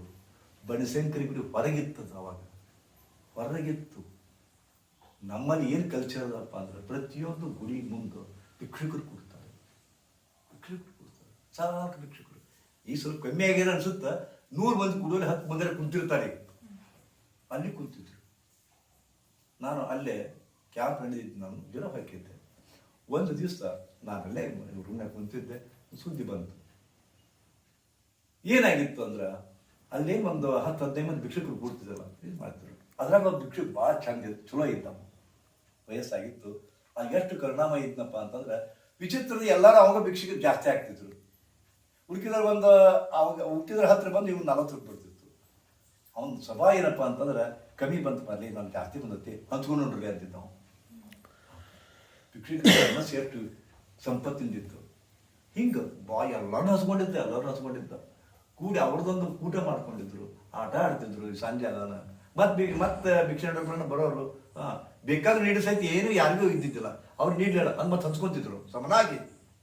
ಅಷ್ಟು ಕುಡಿಸಿದ್ರು. ಅವಾಗ 20, ಅವಾಗ 10, ಅವಾಗ 5 ಹಿಂಗೆ ಬೈತಪ್ಪ. ಅಷ್ಟು ಕುಡಿಸೋರು 10 ಮಂದಿ ಅಂದ್ರೆ 10 ಸಮನಾಗಿ. ಎಷ್ಟು ಖುಷಿ ಇದ್ರು ಅವರು. ಅವ ತೀರ್ಕೊಂಡ್ಬಿಟ್ಟಿದ್ದ. ಅವ ಒಂದು ದಿವ್ಸ ತೀರ್ಕೊಂಡನ. ಅವನು ಭಯಂಕರ ಭಿಕ್ಷುಕರು ಕುಡಿದ್ರು ಅವ್ನು. ಅದಕ್ಕೆ ಅವ್ರ ಮನಸ್ಸಿನಾಗ ಏನು ಬಂತು, ಇದು ಕೂಡ್ತಿದ್ನಲ್ಲ ಹೆಂತೆ ಅವ್ನು ಕೂಡೋ ಜಾಗ ಆಗದಾಗ ಒಂದು ಸಾಕ್ಷಿಯಾಗಿ ಇರಬೇಕು ಅಂತ ತಿಳ್ಕೊಂಡು ಒಟ್ಟು ನಿರ್ಣಯ ಮಾಡಿದ್ರು. ಅವ ಕುಂತ ಜಾಗದಾಗನ ಒಂದು ಗಿಡ ನಡೋಣಪ್ಪ, ಅದ್ರ ಅವನ ನೆನಪಿಗಾಗಿ ಒಂದು ಗಿಡ ಆಯಿತು. ಒಂದು ದಿವಸ ನಾನು ಕುಂತಿದ್ದಲ್ಲ, ಅದೇ ನಡೆದ ಘಟನಾ. ಗಿಡ ನಡ್ಬೇಕಂತ 3 ಫುಟ್ ತೆಗಿಬೇಕು ತಗ್ಗು. ಹಿಂಗೆ ತಗ್ಗು ಶುರು ಮಾಡ್ಯಾರ ತೆಗಿಯಾಕ. 1 ಫುಟಿಗೆ ಢನ್ ಅಂತ ಸಪ್ಪಳು ಬಂತು. ಒಂದೇ ಫುಟಿಗೆ ಢನ್ ಅಂತ ಬಂತು. ಮುಂದೆ ತೆಗೆದ್ರು. ಯಾವ ಕಾಲದ್ದು ಏನೋ ಸುಮಾರು 6.5 ಕೋಟಿ ರೂಪಾಯಿ ಆಸ್ತಿ ಇತ್ತು. 6.5 ಕೋಟಿ. ಅದನ್ನ ಗೌರ್ಮೆಂಟ್ ತೊಗೊಂತು. ಮತ್ತು ಆ ಭಿಕ್ಷುಕನ ಚೊಲ್ಲಿ ಒಂದು ಇದನ್ನು ಕೊಡ್ತು, ಬೇರೆ ಕಡೆ ಇದನ್ನು ಮಾಡ್ತು, ಮತ್ತು ಬೇರೆ. ಹೌದಾ? ನನಗೆ ಪ್ರಶ್ನೆ ಬರ್ತದ, 6.5 ಕೋಟಿ ಬಂಗಾರ ವಜ್ರ ವೈಡೂರ್ಯದ ಮೇಲೆ ಕುತ್ಕೊಂಡು 10 ಪೈಸೆ ಭಿಕ್ಷೆ ಬೇಡಕತ್ತಾನ. 10 ಪೈಸೆ ಭಿಕ್ಷೆ ಬೇಡಕತ್ತಾನ. ಹೆಂಗದ? ಅದು ಅವನ ಕಥೆನೂ ಅಲ್ಲ, ನಮ್ಮೆಲ್ಲರ ಕಥೆ. ಅದು ನಮ್ಮೆಲ್ಲರ ಕಥೆ ರೀ ಅದು. ನೀವು ಲೆಕ್ಕ ಹಾಕ್ರಿ ಬೇಕಾರ, ನಿಮ್ಮ ಸಂಪತ್ತಿನ ಲೆಕ್ಕ ಹಾಕ್ರಿ ಬೇಕಾರ, ನಿಮ್ಗೆ ಕಮ್ಮಿ ಏನಿಲ್ಲ. 1 ಕೋಟಿ 2.5 ಕೋಟಿ ರೂಪಾಯಿ ಆಸ್ತಿ ಮಾಡಿರಿ ಕಡೆ, ಆದ್ರೆ ಒಮ್ಮೊಮ್ಮೆ 10,000 ರೂಪಾಯಿ ವಂಚೆ ಆಗತ್ತೆ ನಿಮ್ಗೆ. ಪ್ರಾಕ್ಟಿಕಲ್ ಏನಾಗತ್ತೆ, ನಾನು 10,000 ರೂಪಾಯಿ ಸಹಿತ ಹೊಂದಾಣಿಕೆ ಆಗುದಿಲ್ಲ. ಹಂಗಾರೆ 10,000 ಕಾಗಂದು ಮಣಿ ಮಾಡ್ತೀರ. ನಿಮಗೇನೋ ಇದು ಪ್ಯಾರಲೈಸಿಸ್ ಅಟ್ಯಾಕ್ ಆಗತ್ತ, 2 ಲಕ್ಷ ರೂಪಾಯಿ ಬೇಕಾಗತ್ತ, ರೊಕ್ಕನ ಇಲ್ಲ ನಿಮ್ ಕಡೆ, ಆದ್ರೆ 1 ಕೋಟಿ ರೂಪಾಯಿ ಮನೆ ಆಗತ್ತೀರಿ ನೀವು, ಮಾಡಕ್ಕಾಗತ್ತೆ. ಹೆಂಗದ? ಅದಕ್ಕೆ ಸಂಪತ್ತಿನ ಮೇಲೆ ಕುತ್ಕೊಂಡು, ಕೋಟಿಗಳ ಸಂಪತ್ತಿನ ಮೇಲೆ ಕುತ್ಕೊಂಡು 10 ಪೈಸೆ ಬಿಕ್ಕೆ ಬಿಡೋರು ನಾವೆಲ್ಲ. 10 ಪೈಸೆ ಬಿಕ್ಕೆ ಬಿಡಕತ್ತೀವಿ ನಾವು. ಉಣ್ಣಲಾರೇವು, ಅದನ್ನ ಉಣ್ಣಲಾರೇವು. ಇವತ್ತು ಈ ಆಶ್ರಮ ಮಾಡಿದ್ರೆ ಎಷ್ಟು ಕೋಟಿ ಇದೆ ಗೊತ್ತದ? ಎಷ್ಟು ಕಿಮ್ಮತ್ ಕಟ್ತೀರಿ ಇದಕ್ಕೆ ಆಶ್ರಮಕ್ಕೆ? ಕನಿಷ್ಠ 10 ರಿಂದ 15 ಕೋಟಿ ರೂಪಾಯಿ ಆಸ್ತಿ ಅಂತ. ಆದ್ರೆ 5,000 ರೂಪಾಯಿ ವಂಚೆ ಆಗುತ್ತೆ ಒಮ್ಮೆ. ಏನಂತೀರಿ? ಏನೋ ಒಂದು ಕೆಲಸ ಮಾಡಿಸ್ತೀವಿ, ಮತ್ತೆ ಸಾಲ ಮಾಡ್ಬೇಕಾಗುತ್ತೆ. ಇದು ವಿಲಾಸ. ಒಂದೇನ್ರಿ ನಾವು ಒಂದು ಬಾಂಡೆ ತೊಗೊಂಡು ಹೋಗ್ತೀವಿ, ಕಮೋಡ್ ಬಾಂಡೆ ಹೋಗ್ತೀವಿ ಅಲ್ಲೇ. ಇದು ಎಲ್ಲ ಕತೆ ನಮ್ದೊಂದೇ. ನಾವು ಹೇಳ್ತೇನೆ, ಅಷ್ಟು ಅಲ್ಲಿ ಹೋಗ್ತೀರಿ, ಶಾಂಟಿ ವೇರು ಅದು ಎಂಥ ವೇರ್ ಅಂತ, ಹಿಂದ್ ವೇರ್ಗೆ ಎಂತ ಕಂಪ್ನಿ ಹೋಗ್ತಿರಲ್ಲ, ಅವಾಗ ಎಲ್ಲಿಂದ ಬಂದು ಇದನ್ನು ಕೊಡಿ ತೋರಿಸಿರ್ತ ಅಂತೀವಿ. ಇದು 3,500 ರೂಪಾಯಿ ರೀ, ಇದು 16,000 ರೂಪಾಯಿ ರೀ, ಇದು 22,000 ರೂಪಾಯಿ. ಈಗೇನು ತೊಗೊಂತೀರಿ? ಈಗ 3,000 ತೊಗೊಳಕ್ ಮನಸ್ಸಿಲ್ಲ, 22,000 ತೊಗೊಳಕ್ ಆಗುದಿಲ್ಲ. ಎಲ್ಲರೂ ಹಂಗಾದ, ಎಲ್ಲರ ಬದುಕು ಹಂಗಾದ. 3,500 ತೊಗೊಳಕ ಅನ್ಸುತ್ತೆ, ಒಂದು 22,000 ತಾಕತ್ತಿಲ್ಲ. ಎಲ್ಲರದು ಹಂಗದ ರೀ. ಅದಕ್ಕೆ ನಾ ಇದು ಕಥೆ ಅಂತ ತಿಳ್ಕೊಬೇಡ್ರಿ, ಪ್ರಸಂಗ ಅಂತ ತಿಳ್ಕೊಬೇಡ್ರಿ. ನಾನು ಹೇಳೋದು ಇದನ್ನೇ, ನಿಮಗೆ 10 ಕೋಟಿ ಅಲ್ಲ 20 ಕೋಟಿ ರೂಪಾಯಿ ಆಸ್ತಿ ಐತಿ. ಯಾವುದು? ನೀವೇ ಆ ಆಸ್ತಿ. ನಿಮ್ಮ ಆರೋಗ್ಯವೇ ಆ ಆಸ್ತಿ. ನಿಮ್ಮ ಆರೋಗ್ಯವೇ ಅದು ಆಸ್ತಿ ರೀ. ಅದು ಕೇಳಿರಿ, ಕಿಡ್ನಿ ಫೇಲ್ಯೂರ್ ಭಾಳ ಆಗ್ತವೆ, ಭಯಂಕರ ಮಂದಿ ಕಿಡ್ನಿ ಫೇಲ್ಯೂರ್ ಆಗತ್ತದ ರೀ. ಹೌದಾ? ಕೇರಳದಾಗ ಒಂದು ಬಿಸ್ನೆಸ್ ಇರ್ತೈತಿ, ಕಿಡ್ನಿ ಮಾಡೋದು ಬಿಸ್ನೆಸ್ ಅಲ್ಲೇ ಐತಿ. ಇಲ್ಲ ಅದು ಲಂಗಲಗಾಮಿ ಇಲ್ಲ. ಎಷ್ಟು ಲಕ್ಷ ಬರ್ತದೆ? 70 ರಿಂದ 90 ಲಕ್ಷ ರೂಪಾಯಿ ಒಂದು ಕಿಡ್ನಿ. 90 ಲಕ್ಷ ಕಿಡ್ನಿಗೆ ಅದು ಸಿಗುತ್ತಾವ. ಅದು ಬಸ್ ಯಾರು ಲಿಂಕ್ ಹಿಡಿಬೇಕು, ಮತ್ತೆ ನೀವು ಹೋದ್ರೆ ಯಾರು ಸಿಗುದಿಲ್ಲ, ಹೇಗೆ ಕೊಡೋದು ಅಂತ ಅಂದ್ರೆ. ಈ ಸದ್ಯ present rate, market rate 90 lakh ರೂಪಾಯಿ. 2 ಕಿಡ್ನಿ ಅದಾವ. 2 ಕಿಡ್ನಿ ಅದಾವ. ಎಷ್ಟಾಯ್ತು? 180. ಒಬ್ಬರಿಗೆ ಹಾರ್ಟ್ ಎಲ್ಲ ಬಂದಾಗ್ಯಾವ ಕಷ್ಟ, ಅದಕ್ಕೆ ಬೇರೆ ಹಾರ್ಟ್ ಕೃಷಿ ಮಾಡ್ಬೇಕಾಗತ್ತ ಅಂತಾರೆ. ಮತ್ತು ಡೋನರ್ ಹುಡುಕ್ತಾರೆ. ಇವತ್ತೆಲ್ಲ ಸಿಗ್ತಾವ. ಮತ್ತು ಸ್ಟೋರ್ ರೂಮ್ನಾಗ ಹೆಂಗೆ ಸಿಗ್ತಾವ? ಜೀರಿಗೆ ಸಾಸಿವೆ ಹೆಂಗೆ ಸಿಗ್ತಾವ, ಹಂಗೆ ಕಿಡ್ನಿ ಸಿಗ್ತಾವ, ಎಲ್ಲ ಸಿಗ್ತಾವ ಈಗ. ಹೌದಾ? ಹಾರ್ಟಿಗೆ ಎಷ್ಟು ಕೊಡ್ತೀರಪ್ಪ? 2 ಕೋಟಿ ರೂಪಾಯಿ. ಜೀರಿಗೆ ಕೋಟಿ ಅದು 2 ಕೋಟಿ ಕಿಮ್ಮತ್ತಿಂದ ಹಾರ್ಟ್. ಈಗ ಅಂಧರ ಶಾಲೆ ಅಂತದ ಅಲ್ಲೇ ಇದೆ, ಚಿಕ್ಕಮಗಳೂರು ಐತಿ, ಇಲ್ಲಿ ಹೊಳೆಯಾರು ಐತಿ, ಬಾಗಲಕೋಟೆ ಒಂದು ಐತಿ, ಅಂಧರ ಶಾಲೆ, ಕುರುಡರ ಶಾಲೆ ಅಂತೀವಿ ನಾವು. ಅದು ಈಗ ಶಾಲೆಗೆ ಹೋಗಿ ಬಿಡಿ ನೋಡ್ರಿ, ಒಬ್ಬ ಕುರುಡು ಹುಡುಗ ಹಿಂಗೆ ತೊಗೊಂಡು ಹಿಂಗೆ ಹೋಗಿರ್ತಾನ, ಹಿಂಗೆ ಹೋಗಿರ್ತಾನ. ಏನು ಅನಿಸ್ತೈತಿ ನಿಮಗೆ? ದೇವರು ನಾನು ಹೇಳೋದು ಭಾಳ ಇದು ಬರ್ತದೆ. ಅಕಸ್ಮಾತ್ ನಮ್ಮ ಮಕ್ಕಳ ಕುಟ್ಟಿದ್ರೆ ಏನು ಹಾಕಿದ್ರಿ ಪರಿಸ್ಥಿತಿ? ಎಷ್ಟೋ ಮಂದಿ ಬಿಟ್ಟು ಹೊಳ್ಳಿ ನೋಡಿಲ್ರಿ ಮಕ್ಕಳನ್ನ. ನನ್ನ ಮಗ ಕುಡ್ಡದ ನಾವು ಸಾಕುದು ಹೌದು ಅಂತ ಹೇಳಿ ಇಟ್ಟು ಬಂದ್ಬಿಟ್ಟಾರೆ.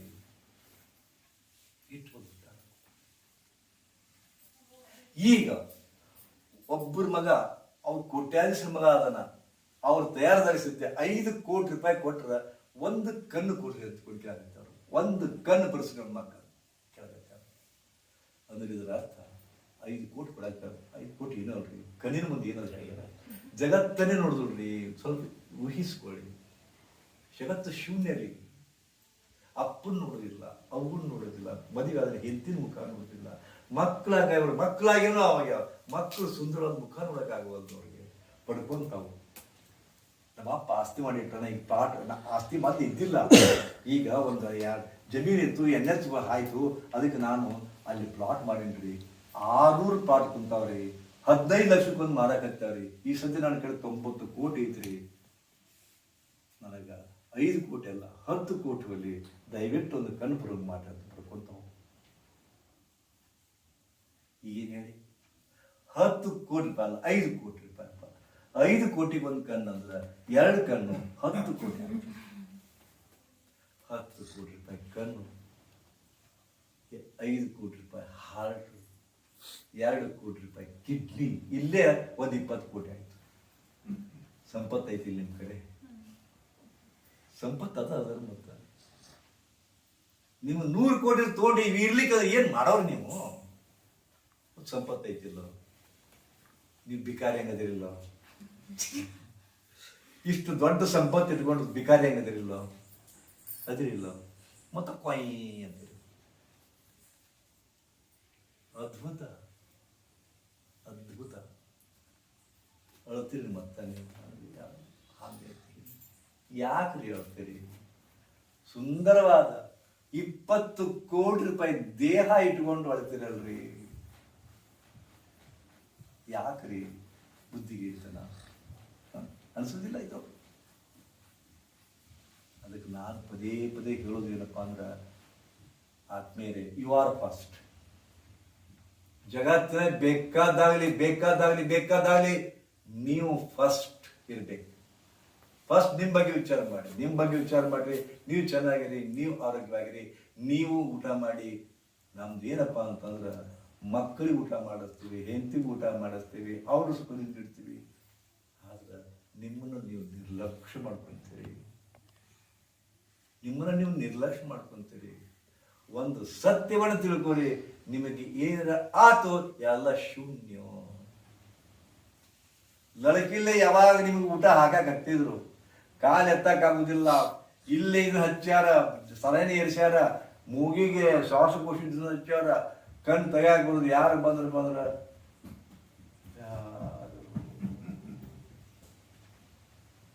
ಯಾವಾಗ ಬಂದ ಮುಗಿತಪ್ಪ. ಆ ಸ್ಥಿತಿಯೊಳಗ ಯಪ್ಪ ಅದನ್ನ 20 ಕೋಟಿ ರೂಪಾಯಿ ಲಾಟ್ರಿ ಎತ್ತಿರ್ತೇವೋ ಅಂತ ಮಗ ಹೇಳಿದ್ರಪ್ಪ, ಅದು ಬೈಕೋ ಮಗನ ತಗೊಂಡು ಏನು ಮಾಡಲಿಲ್ಲ ಅದನ್ನ ಅಂತಾರ. 20 ಕೋಟಿ ತಗೊಂಡು ಏನು ಮಾಡಲಿಲ್ಲ ಅಂತಾರ. ತಗೊಂಡು ಏನ್ ಮಾಡ್ತೀರಿ? ಏನು ಮಾಡೋರು ನೀವು ತಗೊಂಡು? ನೀವೇ ಇಲ್ಲ. ಹೆಂಡತಿ ಅದಾರ, ಮಕ್ಕಳದಾರ, ಅರಮನೆ ಅಂತ ಮನಿ ಅದ, 4 ಕಾರ್ ಅದಾವ, 10 ಆಳದವ, 4 ಅಲ್ಸಿಸಿ ನಾಯಿ ಅದಾವ, 3 ಡಾಬರ್ ಮಣ್ಣು ಅದಾವ, ಎಲ್ಲ ಅದಾವ. ನೀವೇ ಇಲ್ಲ. ಅದು ಎಲ್ಲ ಇದ್ದು ನೀವು ಇರ್ಲಿಕ್ಕಂದ್ರ ಏನ್ ತಗೊಂಡು ಏನ್ ಮಾಡ್ತೀರಿ? ಏನ್ ಮಾಡೋರು ನೀವು? ನೀವೇ ಇಲ್ಲಪ್ಪ. ಅದಕ್ಕೆ ನೆನಪಿಟ್ಕೋರಿ, ಯು ಆರ್ ಫಸ್ಟ್. ನಿಮಗೆ ಏನಾದ್ರೆ ಯಾರೂ ಇಲ್ರಿ. ಯಾರಿಗೆ ಯಾರುಂಟು ಎರವಿನ ಸಂಸಾರ, ನೀರನ ಮೇಲನ ಗುಳ್ಳಿ ನಿಜವಲ್ಲ ಹರಿಯೇ. ಯಾರಿಗೆ ಯಾರುಂಟು, ಇದನ್ನ ನಾನು ಹಾಡಿದ್ರೆ ಇದು ಪುರಂದರ ದಾಸರದ ಪದ. ಇದನ್ನು ಕೇಳಿದ್ರೆ ನಿಮಗೇನೇನೂ ಅನಿಸುವುದಿಲ್ಲ. ಯಾವಾಗ ಅನಿಸುತ್ತ? ಮಕ್ಕಳು ನಿಮ್ಗೆ ಹೊರಗೆ ಹಾಕ್ತಾರೆ. ಅವಾಗ ಈ ಗೀತೆಗೆ ಮಹತ್ವ ಕೊಡ್ತೀವಿ. ನೀವೇ ಅಂತೀರಿ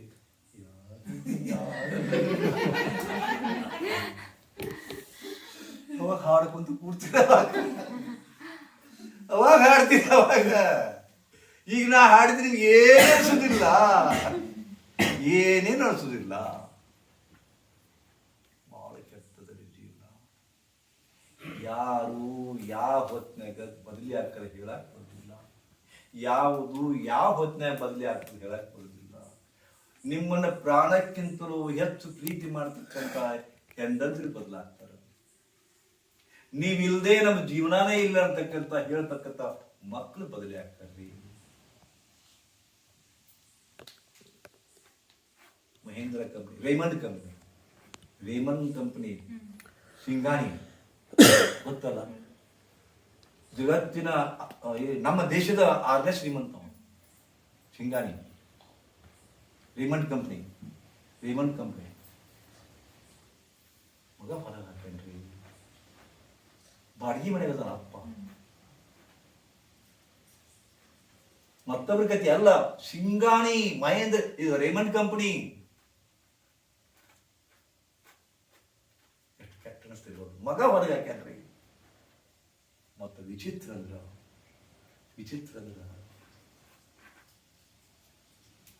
ಮನುಷ್ಯನ ಏನ್ ತಪ್ಪು ಮಾಡ್ತಿರ್ತದೆ.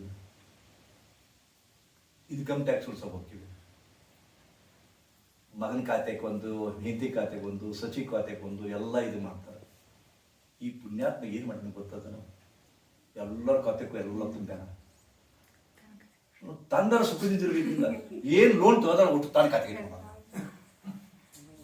ಏನ್ ಲೋನ್ ಅದ ಇವನ್ ಖಾತೆಗೆ ಇಟ್ಕೊಂಡ.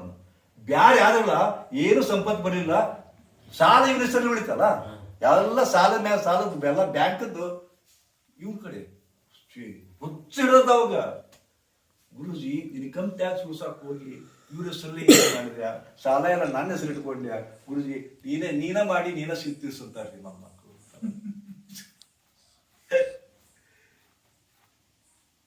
ಮತ್ತೆ ಯಾರ್ದು ಅಲ್ಲ, ರೇಮಂಡ್ ಕಂಪನಿ ಮಾಲಕ. ಯೂಟ್ಯೂಬ್ನ ಪಡೆಯಬೇಕಾರ ರೇಮಂಡ್ ಕಂಪನಿ ಮಾಲಕ್ ಪೊಸಿಷನ್ ಪಡೆಯಬೇಕು. ಬಿಕಾರಿ ಅಷ್ಟೇ ಮಾಡೋದು ನಾವು, ಅಷ್ಟೇ ಮಾಡ್ತೀವಿ. ಎಲ್ಲ ಉಳ್ಸಾಕ್ ಹೋಗಿ ಎಲ್ಲ ಕಳ್ಕೊಂತೀವಿ. ಯಾಕೆ ಇದು ತಿಳ್ಕೋಬೇಕಿಲ್ಲ. ಈ ವಿಷಯ ಕುರಿತಂತೆ ನಾವೊಂದು ಮಾತು, ಇದನ್ನು ಲಕ್ಷ ಕೊಟ್ಟು ಕೇಳಿದ್ರೆ ಆ ಮನೆಗ ಕೋಟಿಗಟ್ಟಲೆ ಆಸ್ತಿ ಇತ್ತಿಲ್ಲ, ಗೊಡವ ಹಳೆ ಮನ್ಯಾಗ. ನೀವೆಲ್ಲರೂ ಮಾಡೋ ತಪ್ಪ ಅದೇ. ಎಷ್ಟೋ ಮಂದಿ ಸಾಲ ಕೊಟ್ಟಿರಿ, ಎಲ್ಲೆಲ್ಲೋ ಡಿಪಾಸಿಟ್ ಮಾಡಿರಿ, ಎಲ್ಲೆಲ್ಲೋ LIC ಇಳಿಸಿರಿ, ಎಲ್ಲೋ ಹಣ ಇಟ್ಟಿರಿ, ಯಾರಿಗೋ ಕೈಗಡೆ ಕೊಟ್ಟಿರಿ, ಒಂದಿಷ್ಟು ಬರ್ದಿಲ್ಲ. ನೀವು ಯಾರಿಗೂ ಹೇಳಿಲ್ಲ. ನಿಮ್ಗೆ ಗೊತ್ತಿರ್ಲಿ, ನೀವು ಗೊಟಕ್ಕಂದ್ರಪ್ಪ ಅಂದ್ರೆ ಇಡೀ ಸತ್ಯಾನಾಶ ನೀವೇ ಮಾಡ್ತಾರೆ ನಿಮ್ಮ ಕುಟುಂಬವನ್ನ. ಹಂಗಾಗ್ಯಾವ ನಾ ಕಣ್ಣಾರಿ ಕಂಡೀನಿ. ಇಲ್ಲೇ ಒಬ್ಬ ಅವ ಮತ್ತೊಬ್ಬರ ಮೇಲೆ ದುಡಿತಕ್ಕಂಥವ ನಮ್ಮ ಬಿಟ್ಟು ಹೇಳ್ಬಾರ್ದು, ಯಾಕಂದ್ರೆ ಮತ್ತೆ ಇದಾಗಬಾರ್ದು. ನಮ್ಮ ಒಂದು ಮುನ್ಸಿಪಾಲಿಟಿದು ಪ್ರೆಸಿಡೆಂಟ್ ಆದ, ಮುಗೀತಪ್ಪ. ಈಗೇನಿಲ್ರಿ, ಸ್ವಲ್ಪ ಅಧಿಕಾರ ಬಂದು ಸಾಕ್ರಿ. ಸಿಕ್ಕಾಪಟ್ಟೆ ಗಳಿಸ್ತಾರ, ಸಿಕ್ಕಾಪಟ್ಟೆ ಪ್ಲಾಟ್ ಮಾಡಿದ, ಸಿಕ್ಕಾಪಟ್ಟೆ ಗಳಿಸಿದ, ಅವ್ರಿಗೆ ಕೊಟ್ಟ, ಇವ್ರಿಗೆ ಕೊಟ್ಟ, ಆಕ್ಸಿಡೆಂಟ್ ಸತ್ ಬಿಟ್ಟ. ಕೊಡೋರು ಯಾರು ಕೊಡಬಾರ್ದು, ಇವಾಗ ಕೊಡಬೇಕಾಗಿತ್ತ ಒಟ್ಟರು ಬಂದು ಒತ್ತು ಉಸಿರು ಮಾಡ್ಕೊಂತಾರ. ಮತ್ತು ಹೊಲ ಯಾರ ಹೆಸರಿಲ್ಲದ ಗೊತ್ತಿಲ್ಲ, ಯಾರ ಹೆಸರಲ್ಲಿ ಕಡ್ದಿರ್ಲವ, ಯಾರ ಹೆಸರಿಲ್ಲದ ಗೊತ್ತಿಲ್ಲ. ಅವು ಗೊತ್ತಾಗದೇ ಯಾಕಂತ ತಮ್ಮ ಹೆಸರು ಇದ್ದದ ಆಸ್ತಿ ಗೊತ್ತಾಗ ಟ್ಯಾಕ್ಸ್ ಬೀಳ್ತಲ್ಲ. ಅದಕ್ಕೆ ಗೆಳೆಯ ಮಕ್ಕಳ ಹೆಸರು ಇಡದಾನ, ಎಷ್ಟು ಡೇಂಜರಸ್ ಅಲ್ಲ. ಮತ್ತೆ ನೀವೇನ್ ಮಾಡ್ದಂಗೆ ಆಯ್ತು, ಯಾರು ಸಂಬಂಧಿಸಿಲ್ಲ ಮಾಡ್ದಂಗೆ ಆಯ್ತು.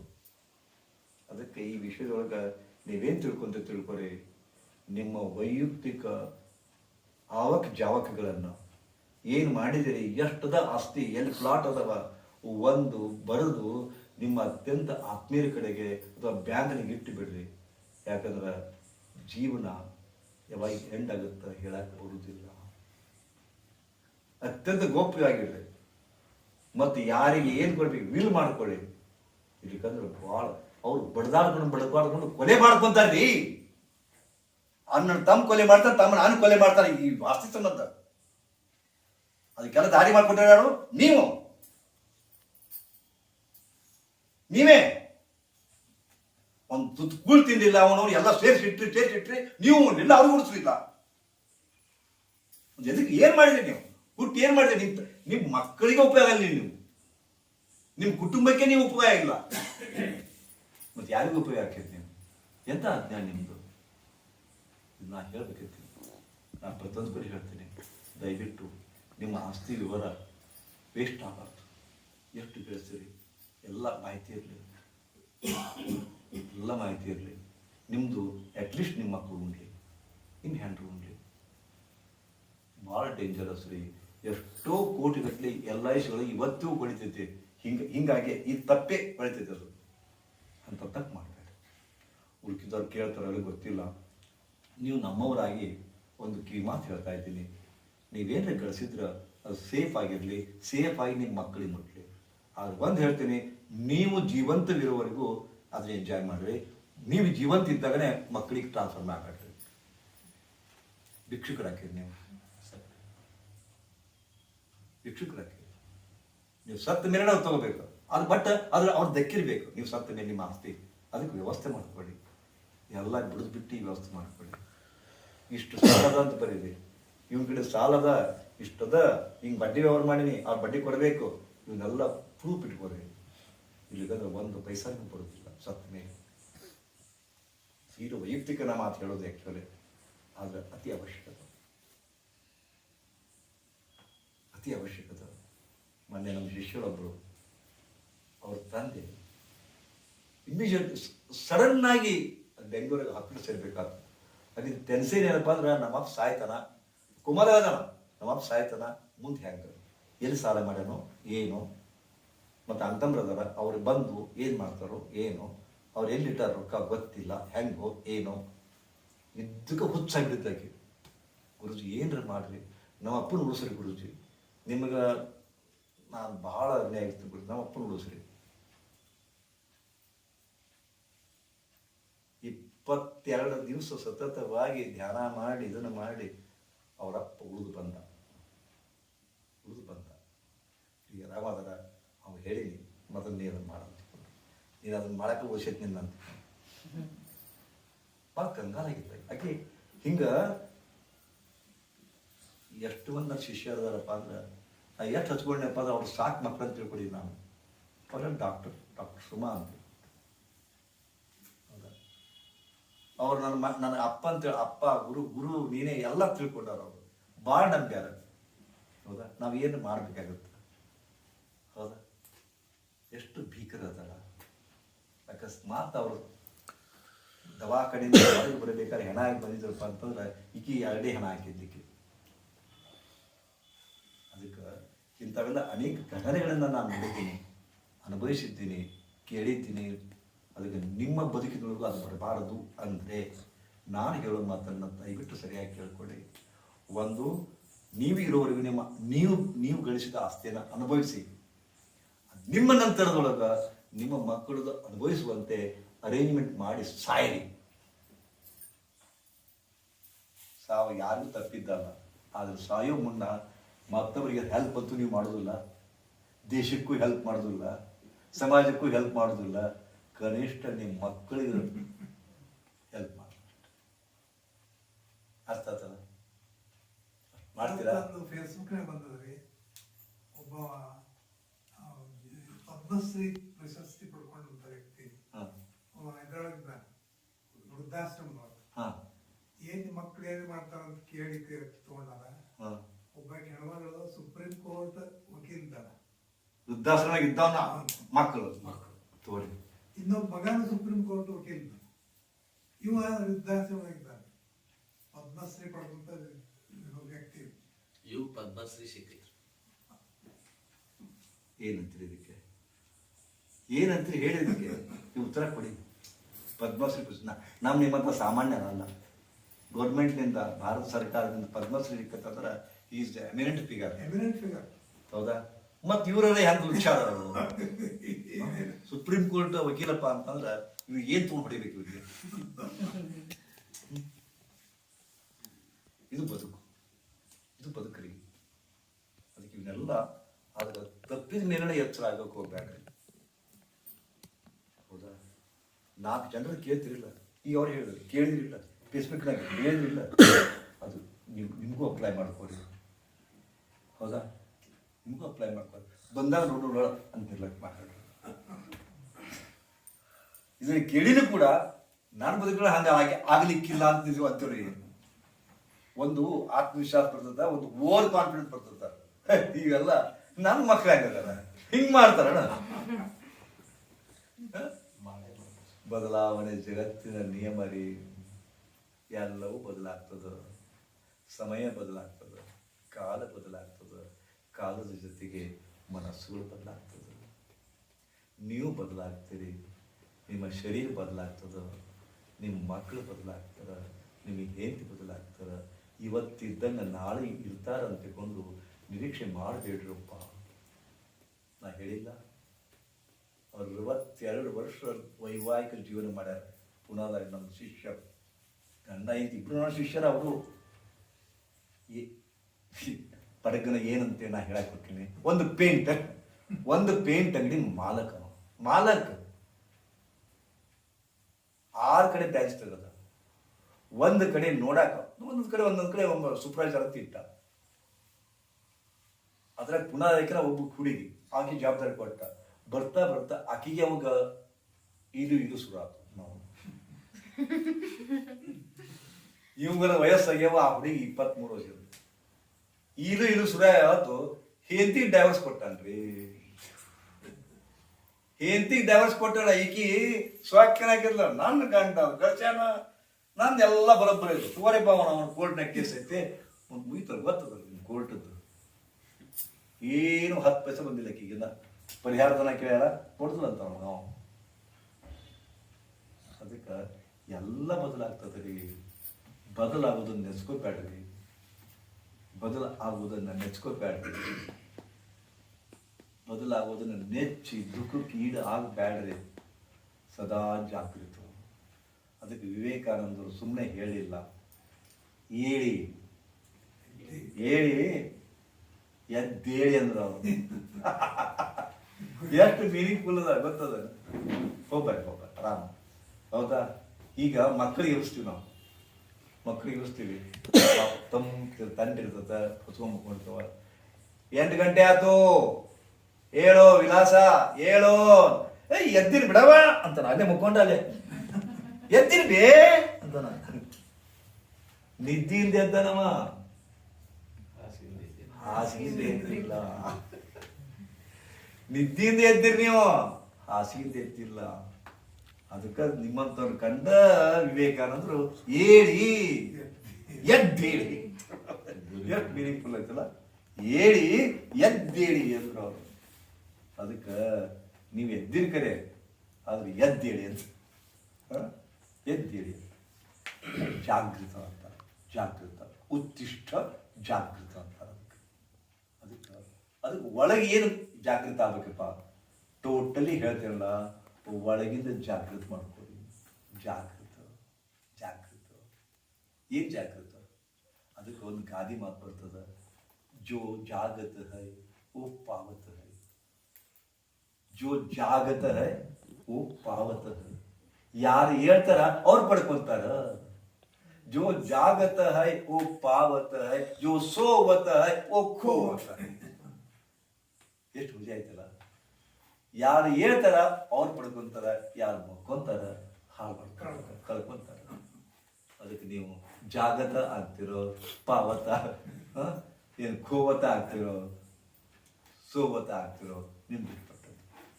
ಇದೆಲ್ಲ ಹೇಳ್ಬೇಕಂತಂದ್ರ ನಿಮ್ಮ ಮೇಲೆ ಏನ್ ಜಾಗೃತಿ ಮಾಡ್ಕೋಬೇಕಂತಂದ್ರ, ನಿಮ್ಮೊಳಗೂ ಒಂದು ಅದಮ್ಯ ಸಂಪತ್ತು ಅಂತ ನಾ ಹೇಳಿದ್ನಲ್ಲ, ಅದು ದೈಹ ಸಂಪತ್ತು ಅಂತ ಹೇಳಿದೆ. ಇನ್ನೊಂದು ಆಧ್ಯಾತ್ಮಿಕ ಸಂಪತ್ತು, ಆದಿ ಭೌತಿಕಕ್ಕಿಂತ ಹೆಚ್ಚಿಗೆ ಆದಿ ದೈವಿಕ ಸಂಪತ್ತು ಅಂತದ ಕುಂಡಲಿನಿ ಅಂತಾರ. ಅದಕ್ಕೆ ಕುಂಡಲಿನಿ ಕೇಳಿದ ಯೋಗದ ಮೂಲ ಅತ್ಯುತ್ಕೃಷ್ಟ ಉತ್ಕೃಷ್ಟ ಗುರಿ, ಪರಾಕಾಷ್ಠತೆ. ಅದು ಯೋಗದ ಸಾಧನೆಯ ಪರಾಕಾಷ್ಠತೆ ಏನಪ್ಪಾ ಅಂದ್ರ ಶ್ಯಾಮರಾವ್ ಹೌದು. ಕುಂಡಲಿನಿ ಜಾಗರಣ, ಕುಂಡಲಿನಿ ಜಾಗರಣ. ಇಂಥ ಒಂದು ಅದ್ಭುತ ಕೋಟಿ ಕೋಟಿ ಆಸ್ತಿಯನ್ನ ಇಟ್ಕೊಂಡು ಒಳಗಡೆ ಇನ್ನೂ ಅದಕ್ಕಿಂತಲೂ ಹೆಚ್ಚು ಸಂಪತ್ತು ಇಟ್ಕೊಂಡು ಅದನ್ನು ಬಲಗಿಸಿಬಿಟ್ಟಿರಿ. ಅದು ಎಬಸ್ರಿ, ಅದು ಎಬಸ್ರಿ, ಅದು ನೀವು ಉದ್ಧಾರ ಹಾಕಿರಿ. ಅವಾಗ ನೀವು ಈ ಈ ಭೂಮಿ ಬಂದದ್ದು ಸಾಕಾಗ್ತದೆ. ನೀವು ಬಂದದ್ದು ಅದರ ಸಲುವಾಗಿ. ಅದು ಎತ್ತರಿಸಿದ್ರಿಲ್ಲ ಅವಾಗ ಗೊತ್ತಾಗತ್ತ ನಾನು ಯಾರು ಅಂತ ತಿಳ್ಕೊಂಡು. ಹೂ ಅನ್ನೋದು ಗೊತ್ತಾಗತ್ತೋ, ಯಾತಕ್ಕೆ ಬಂದಿರೋದು ಗೊತ್ತಾಗ್ತದ, ಏನು ಮಾಡಕತ್ತೀನಿ ಅನ್ನೋದು ಗೊತ್ತಾಗ್ತದ. ಅದು ಗೊತ್ತಾದಾಗ ಅವಾಗ ಬರೋದು ನಿಶ್ಚಿಂತ. ನಿಶ್ಚಿಂತ ಗೊತ್ತಾಯ್ತಲ್ಲ, ಇದು ಫೈನಲ್. ಇದು ಎಲ್ಲ ಒಂದು ಅಡಿಗೆ ಸೇರ್ತದದು. ಒಳಗಿರೋದ್ರ ಎಬ್ಬಿಸ್ಕೊಡ್ರಪ್ಪ, ಮತ್ತೆಲ್ಲೂ ಇಲ್ಲ. ನಿಮ್ ಒಳಗ ಇಲ್ಲಿ ಇಲ್ಲಿ ಮೂಲಾಧಾರದೊಳಗ ಚಕ್ರ, ಮೂಲಾಧಾರದೊಳಗ ಮೊಕ್ಕೊಂಡತಿ. ಅದಕ್ಕೆ ಸರ್ಪಕ್ಕೆ ಹೋಲಿಸ್ತಾರ, ಮಲಗಿದ ಸರ್ಪಕ್ಕೆ ಹೋಲಿಸ್ತಾರ. ಮಕ್ಕೊಂಡದ ಇಷ್ಟು ಮುಟ್ಟಿಸ್ಬೇಕು. ಇದೇ ಯೋಗದ ಮೂಲ ಗುರಿ. ಇದೇ ನೀವು ಭೂಮಿಗೆ ಬಂದು ಮಾಡುವ ಪ್ರಥಮ ಕರ್ತವ್ಯ. ಏನು ಮಾಡ್ತೀರಿ ಅದನ್ನ ಸಾಧನೆ ಮಾಡಿ. ಆದ್ರೆ ಇದನ್ನ ಬಿಟ್ಟಿರಿ, ಏನೋ ಮಾಡಕೊಟ್ಟಿರಿ, ಅದಕ್ಕೆ ದುಃಖ. ಚಾಲೆಂಜ್ ಅದು. ಇದು ಒಂದು ಮಾತು ಪಾಲನೆ ಮಾಡಿ, ಏನೇ ಮಾಡಿ ಕುಂಡಲಿನಿ ಶಕ್ತಿಯನ್ನು ಜಾಗರಣ ಮಾಡ್ಕೊರಿ. ಅವಾಗ ನಿಮ್ಮೊಳಗೆ ಆನಂದವನ್ನು ಅನುಭವಿಸ್ತೀರಿ. ಗೊತ್ತಿರಲಿ, ಎಷ್ಟು ಹೇಳ್ಬೇಕು ನಿಮ್ಗೆ, ನಿಮ್ಮೊಳಗ ಅಮೃತ ಕುಂಬದು, ಅಮೃತ ಕುಂಬದು. ಕೇಸರಿ ಮುದ್ರಾ ಅಂತ ಕೇಳಿರಲಿಲ್ಲ. ಈ ನಾಲಿಗೆಯನ್ನು ಇಷ್ಟಿಷ್ಟೇ ಕೊಯ್ಕೊಂತ ಇಲ್ಲಿ ಹತ್ತದ ತಿಳ್ಕೊರಿ. ಇಲ್ಲಿ ಜಗ್ಗಿ ಜಗ್ಗಿ ಜಗ್ಗಿ ಇಲ್ಲಿ ತಂತಾರ ಅವರು. ಯಾವಾಗ ಇಲ್ಲಿಗೆ ಹತ್ತದನೋ ಇದನ್ನು ಒಳಗೆ ಕಳ್ಕೊಂತಾರೆ. ಒಳಗೆ ಕಳ್ಕೊಂಡು ಈ ಮೂಗಿನ ಹೊರಡೆ ಎಲ್ಲಿ ಬಂದು ಇದು ಛೇದ ಅದಲ್ಲ, ಅದು ಒಳಗೆ ಸೇರಿಸ್ತಾರೆ. ಅದು ಒಳಗೆ ಸೇರಿಸಿದಾಗ ಎಕ್ಸಾಕ್ಟ್ಲಿ ಸೆಂಟರ್ ಬ್ರಹ್ಮರ್ ಅಂದ್ರೆ ಎಲ್ಲದ ಅದು ತಳಗ ನೇರವಾಗಿ ಸೆಂಟ್ರಕ್ಕೆ ಒಂದು ಸಣ್ಣ ತೂತದ ಮೇಲೆ, ಇಲ್ಲಿ ಒಂದು ಸಣ್ಣ ತೂತದ, ಅಲ್ಲಿ ಬ್ರಹ್ಮರಂಧ್ರ. ಆ ಬ್ರಹ್ಮರಂಧ್ರದಿಂದ ಆತ್ಮನ ಅವಾಗಮನ ಆಗತ್ತ. ಈ ಛೇದದಿಂದ ಅಮೃತ ಕುಂಭ ಜನಿಸ್ತದೆ. ಇದು ಯಾರಿಗೆ ಹೇಳೋದಿಲ್ಲ ನಿಮಗೆ. ಅಮೃತ ಕುಂಭ ಕೇಸರಿ ಮುದ್ರ ಮಾಡಿ ನಾಲಿಗೆ ತುದಿಯನ್ನ ಅಲ್ಲಿ ಮೇಲ್ಗಡೆ ಹೋಗಿ ಹಿಂಗೆ ಮಾಡಿದಾಗ, ಕೆಲವೊಂದಿಷ್ಟು ಕ್ರಿಯಾದವಾದ ಮಾಡಿದಾಗ ಅಮೃತ ಕುಂಭದ ಹನಿ ಜಿನುಗ್ತಿರ್ತದೆ. ಅದನ್ನು ಯಾರು ತಗೊಂತೀರಿ? ಚಿರಂಜೀವಿ ಆಕಾರ ಅಂತ ಶಾಸ್ತ್ರ ಹೇಳ್ತದೆ. ಅದನ್ನ ಯಾರು ನೆಕ್ತಾರೆ? ವರ್ಷಕ್ಕೆ 2 ml ಬರ್ತದದು drop. 2 ml, only 2 ml in a year. ಆ ಯೋಗಿಗಳು 5ರಿಂದ 10 ml ತಕ್ಕೊಂತಾರೆ. ಯಾರು ಆ ಅಮೃತ ಸೇವಿಸ್ತಾರ ಅವರು ಏನಾಗ್ತಾರೆ? ಇಚ್ಛಾಮರಣಿ ಆಗ್ತಾರೆ ಅಂತ ಶಾಸ್ತ್ರ ಹೇಳ್ತದೆ, ಯೋಗ ಶಾಸ್ತ್ರ ಹೇಳ್ತದೆ. ಇಚ್ಛಾಮರಣಿ. ಈ ಸಂದರ್ಭದೊಳಗ ಒಬ್ಬ ನಮ್ಮ ಗುರುಗಳದಾರ.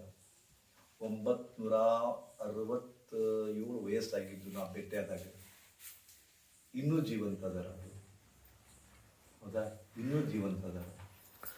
ಮತ್ತು ನೀವು ಕೇಳಬೇಕು, ಜ್ಞಾನಗಂಜ ಯೋಗಾಶ್ರಮ, ಸಿದ್ಧಗಂಜ ಯೋಗಾಶ್ರಮ, ಹೀಗೆಲ್ಲ 4 ಯೋಗಾಶ್ರಮ ಅದಾವ ನಮ್ಮ ದೇಶದೊಳಗೆ, ಹಿಮಾಲಯದ ತಪ್ಪಲದೊಳಗೆ. ಹೌದಾ?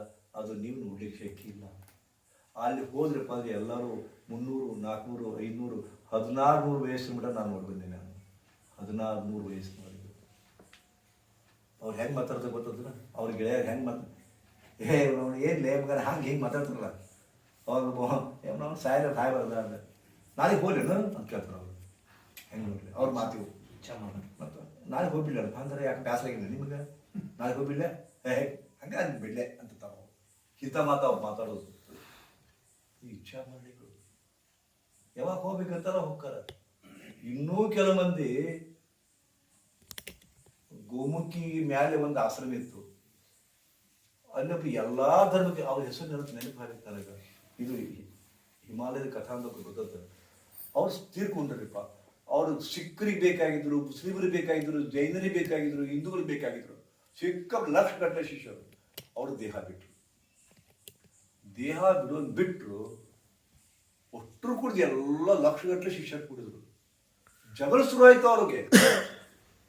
ಶಿಷ್ಯರ ಜಗಳ ಶುರು ಆಯ್ತು. ಏನ್ ಶುರು ಆಯ್ತು?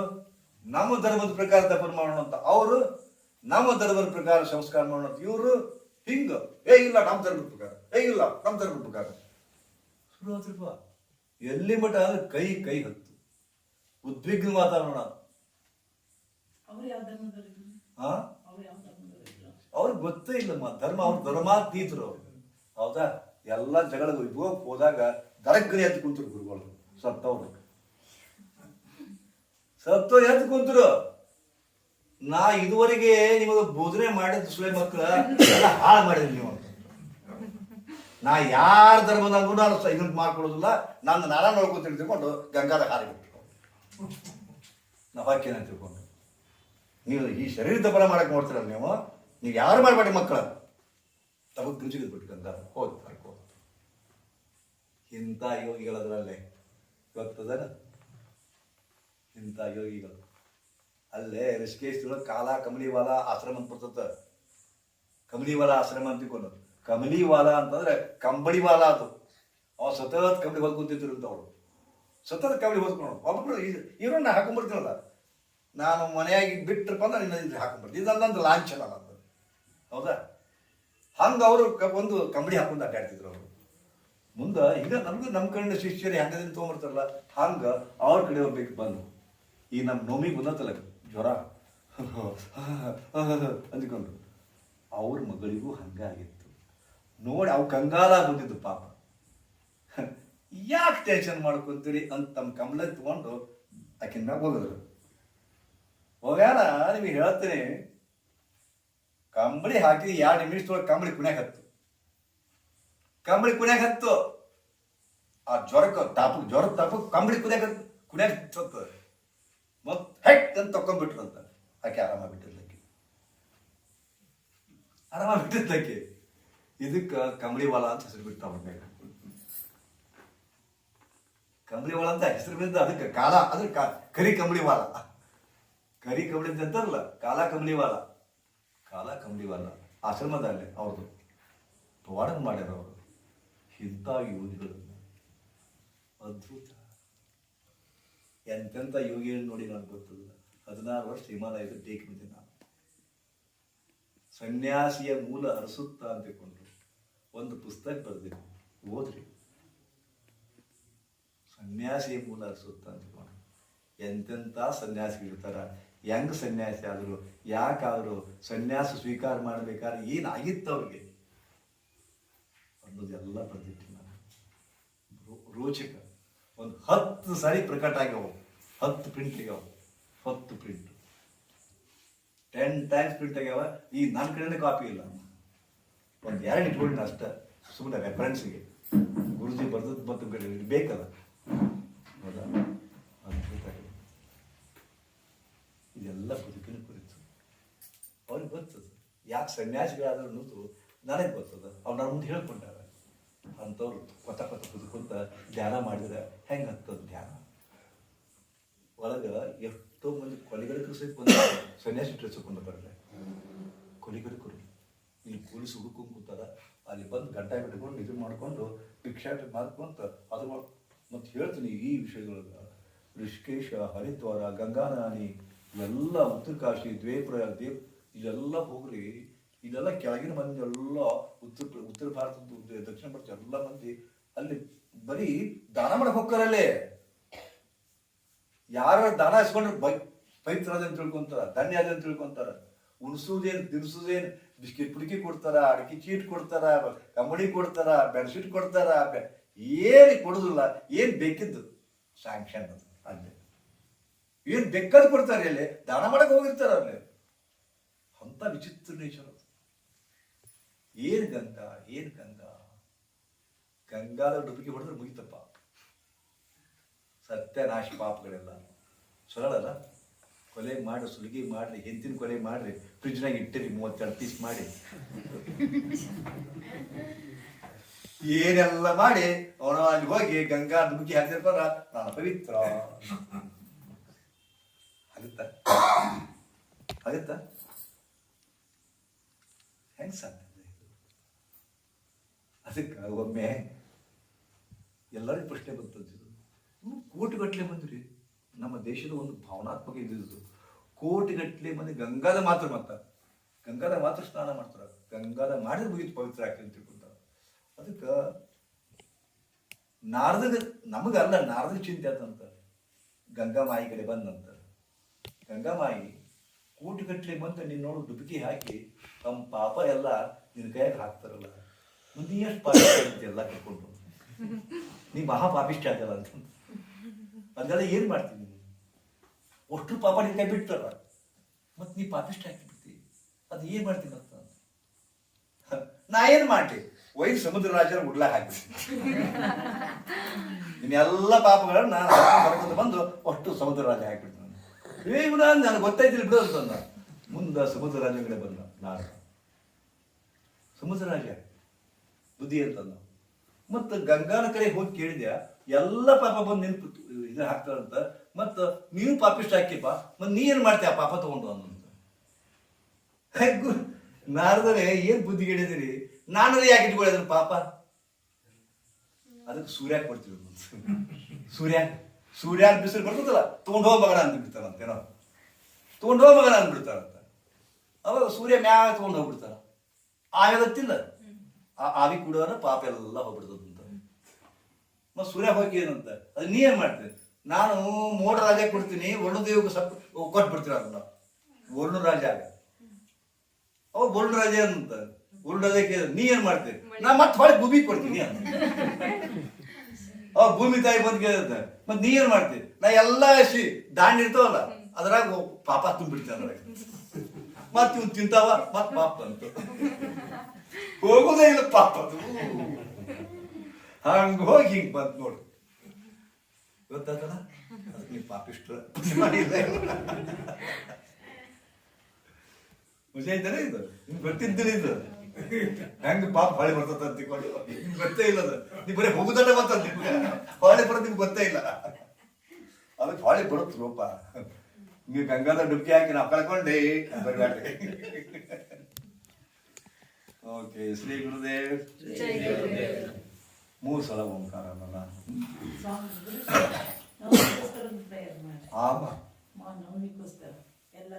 ಅಮ್ಮ ಅವ್ರಿಗೆ ಹೀಗೆ ಮಾಡಕತ್ತೆ ನಮ್ಮ ಆಗ್ತದ. ಆದರೂ ನೀನು ಹೇಳಿ ಕೇಳಿಕೊಂಡಿಲ್ಲಮ್ಮ, 1 ನಿಮಿಷ ನೀವು ದೇವ್ರಿಗೆ ಕೈ ಮುಗಿರಿ. ದೇವರೇ, ಗುರುಜಿಯವರ ಮೊಮ್ಮಗಳಾದಂಥ ನೋಮಿ ಈ ಬಾಲಕಿಗೆ ನೀನು ತಕ್ಷಣ ಆರೋಗ್ಯವಾಗಿ ಇಟ್ಟಿದ್ದೀಯಾ, ಅವಳು ಅತ್ಯಂತ ಆರೋಗ್ಯವಾಗಿದ್ದಾಳೆ. ಇಷ್ಟೇ ಹೇಳ್ಕೊಳ್ಳಿ, 5 ಸಲ ಹೇಳ್ಕೊಳ್ಳಿ, ಒಳಗಿನ ಹೃದಯದಿಂದ ಹೃದಯಾರೇ ದೇವರಿಗೆ ಕೇಳ್ಕೊಳ್ಳಿ, ನೋಡೋಣ ನಿಮ್ಮ ಭಕ್ತಿ ಮುಟ್ಲಿ.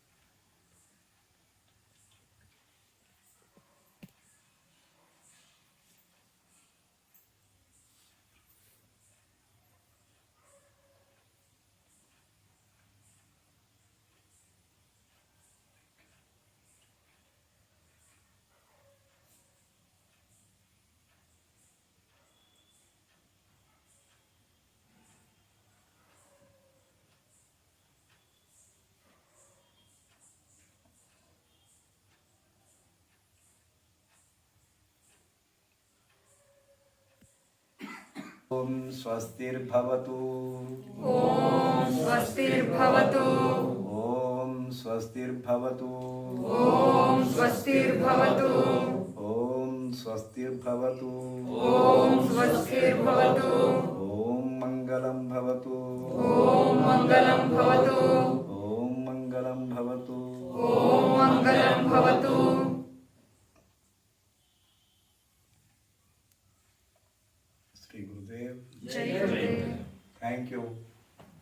ನನ್ನ ಮೊಮ್ಮಗಳಿಗಾಗಿ ನೀವು ಕರುಣೆ ಇಟ್ಟು ದೇವರಲ್ಲಿ ಬೇಡಿಕೊಂಡಿಲ್ಲ, ಅದಕ್ಕಾಗಿ ನಿಮಗೆ ಆಶೀರ್ವಾದಗಳಲ್ಲ. ಪಾಪ ಸಣ್ಣ ಹುಡುಗರು ಹಲಕಾಗ್ತವ. 2-3 ದಿವಸ ನಮ್ದು ಎಕ್ಸ್ಪೆಕ್ಟೇಷನ್ ಇತ್ತು. ರಾಜ ಕಪೂರ್ ಜೋಕರ್ ಪಾತ್ರ ಮಾಡ್ಯಾನ. ಜೋಕರ್ ಹೆಂಗಿದ್ರೆ ಗೊತ್ತದನ, ಸುಮ್ಮನೆ ಅಸಟ ಏನೋ ಮಾಡಕ್ ಹೋಗ್ತಾರೆ, ನಗಸೋದು ಒಟ್ಟ ನಗಸುದ್ರಿ. ಏನು ಮಂಗ್ಯಾನ ವಿಚಾರ ಮಾಡಿ ನಗಸೋದು ಒಟ್ಟ. ಚಾರ್ಲಿ ಚಾಪ್ಲಿನ್ ಅಂತವ್ರು, ನರಸಿಂಹರಾಜು ಅಂತವ್ರು ನಗಸೋದು. ಎಲ್ಲ 3 ಶೋ ಮಾಡ್ಯಾನ. ಇನ್ನು ಕೊನೆ 2 ಇದು ಉಳ್ದಾವ. ಆ ಹೊತ್ತಿನಾಗ ಯಾರೋ ಬಂದು ಕೇಳಕ್ಕೆ ಹೇಳ್ತಾರೆ, ನಿಮ್ಮ ತೀರ್ಕೊಂಡು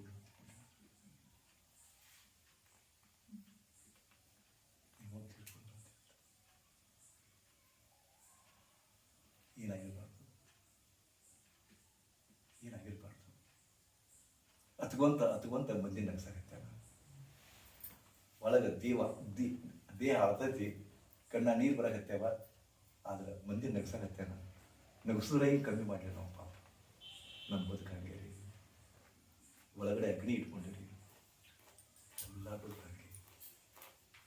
ಯಾರನ್ನು ತೋಡ್ಕೊಳಿಕ್ಕೆ ಆಗೋದಿಲ್ಲ. ಒಳಗೆ ಮಾಡಿರ್ತಾರೆ. ಯಾಕಂದ್ರೆ ಒಂದು ಭಾವ ಅದ, ಯಾರ ಮುಂದೆ ಹೇಳಿಕೊಡ್ರಿ ಏನಾಗೋದೈತಿ ತಿಳ್ಕೊಂಡ್ರಿ ಅನ್ಸೈತಿ. ಯಾರ ಮುಂದೆ ಹೇಳ್ಕೊಂಡ್ರಿ ಏನಾಗಬೇಕೈತಿ, ನಾವೇ ಅನ್ಬೋದ್ಬೇಕು.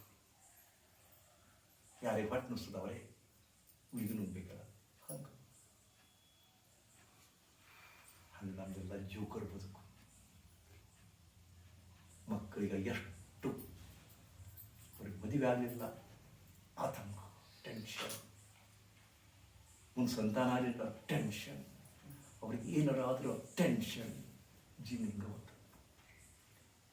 ಅವ್ರು ಸುಖ ಪಡಕ್ಕೆ ಹೋಗ್ತೀರಿ, ಅವ್ರು ನಗ್ಸಕ್ಕೆ ಹೋಗ್ತೀರಿ, ನೀವು ಅಳ್ತೀರಿ. ಇಷ್ಟು ಅವ್ರು ನಗ್ಸಕ್ಕೆ ಹೋಗ್ತೀರಿ, ನೀವು ಒಳಗತ್ತೀರಿ. ಬೇಡ, ನಾನು ಜೋಕರ್. ನಾವೆಲ್ಲ ಜೋಕರ್ಗಳದೇವಿ. ನಾನು ನಿಮ್ಮನ್ನು ನಗ್ಸಕ್ಕೆ ಹೋಗ್ತೀನಿ. ಹಂಗೆ ಬದುಕು.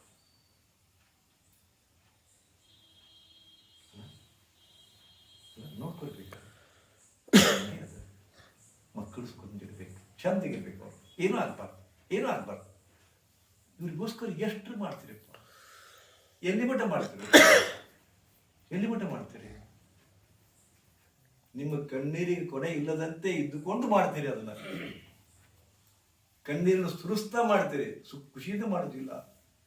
ಕಷ್ಟವನ್ನು ನುಂಗ್ಕೊಂಡು ಮಾಡ್ತೀರಿ, ನಂಜುಂಡಿಗಳಾಗ್ತೀರಿ. ಇದು ಅವ್ರಿಗೆ ಕಲ್ಪನಾ ಮಾಡೋದಿಲ್ಲ. ಅವ್ರಿಗೆ ನಮ್ಮನ್ನ ದೊಡ್ಡವ್ರನ್ನ ಮಾಡಿ ಇಷ್ಟು ಮಟ್ಟಕ್ಕೆ ತರಕ ನಮ್ಮಪ್ಪ ನಮ್ಮವ್ವ ಎಷ್ಟು ಕಷ್ಟಪಟ್ರು ಅನ್ನೋದು ಅವ್ರಿಗೆ ಅರಿವೇ ಬರಲಿಲ್ಲ.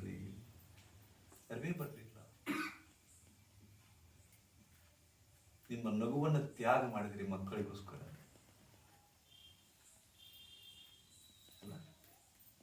ಬದುಕೋದು ಇಷ್ಟೇ ಬದುಕು. ತಾನು ಸ್ವಯಂ ಮಾಡ್ತಾನೆ, ಮಂದಿ ನಗಿಸ್ತಾನೆ. ಜೋಕರ್.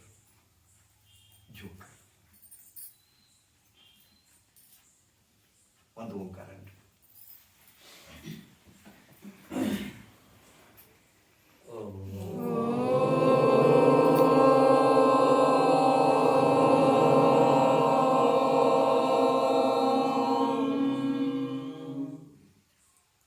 ಶಾಂತಿ ಶಾಂತಿ ಶಾಂತಿ ಶಾಂತಿ ಶಾಂತಿ ಶಾಂತಿ ಶಾಂತಿ ಶಾಂತಿ ಶಾಂತಿ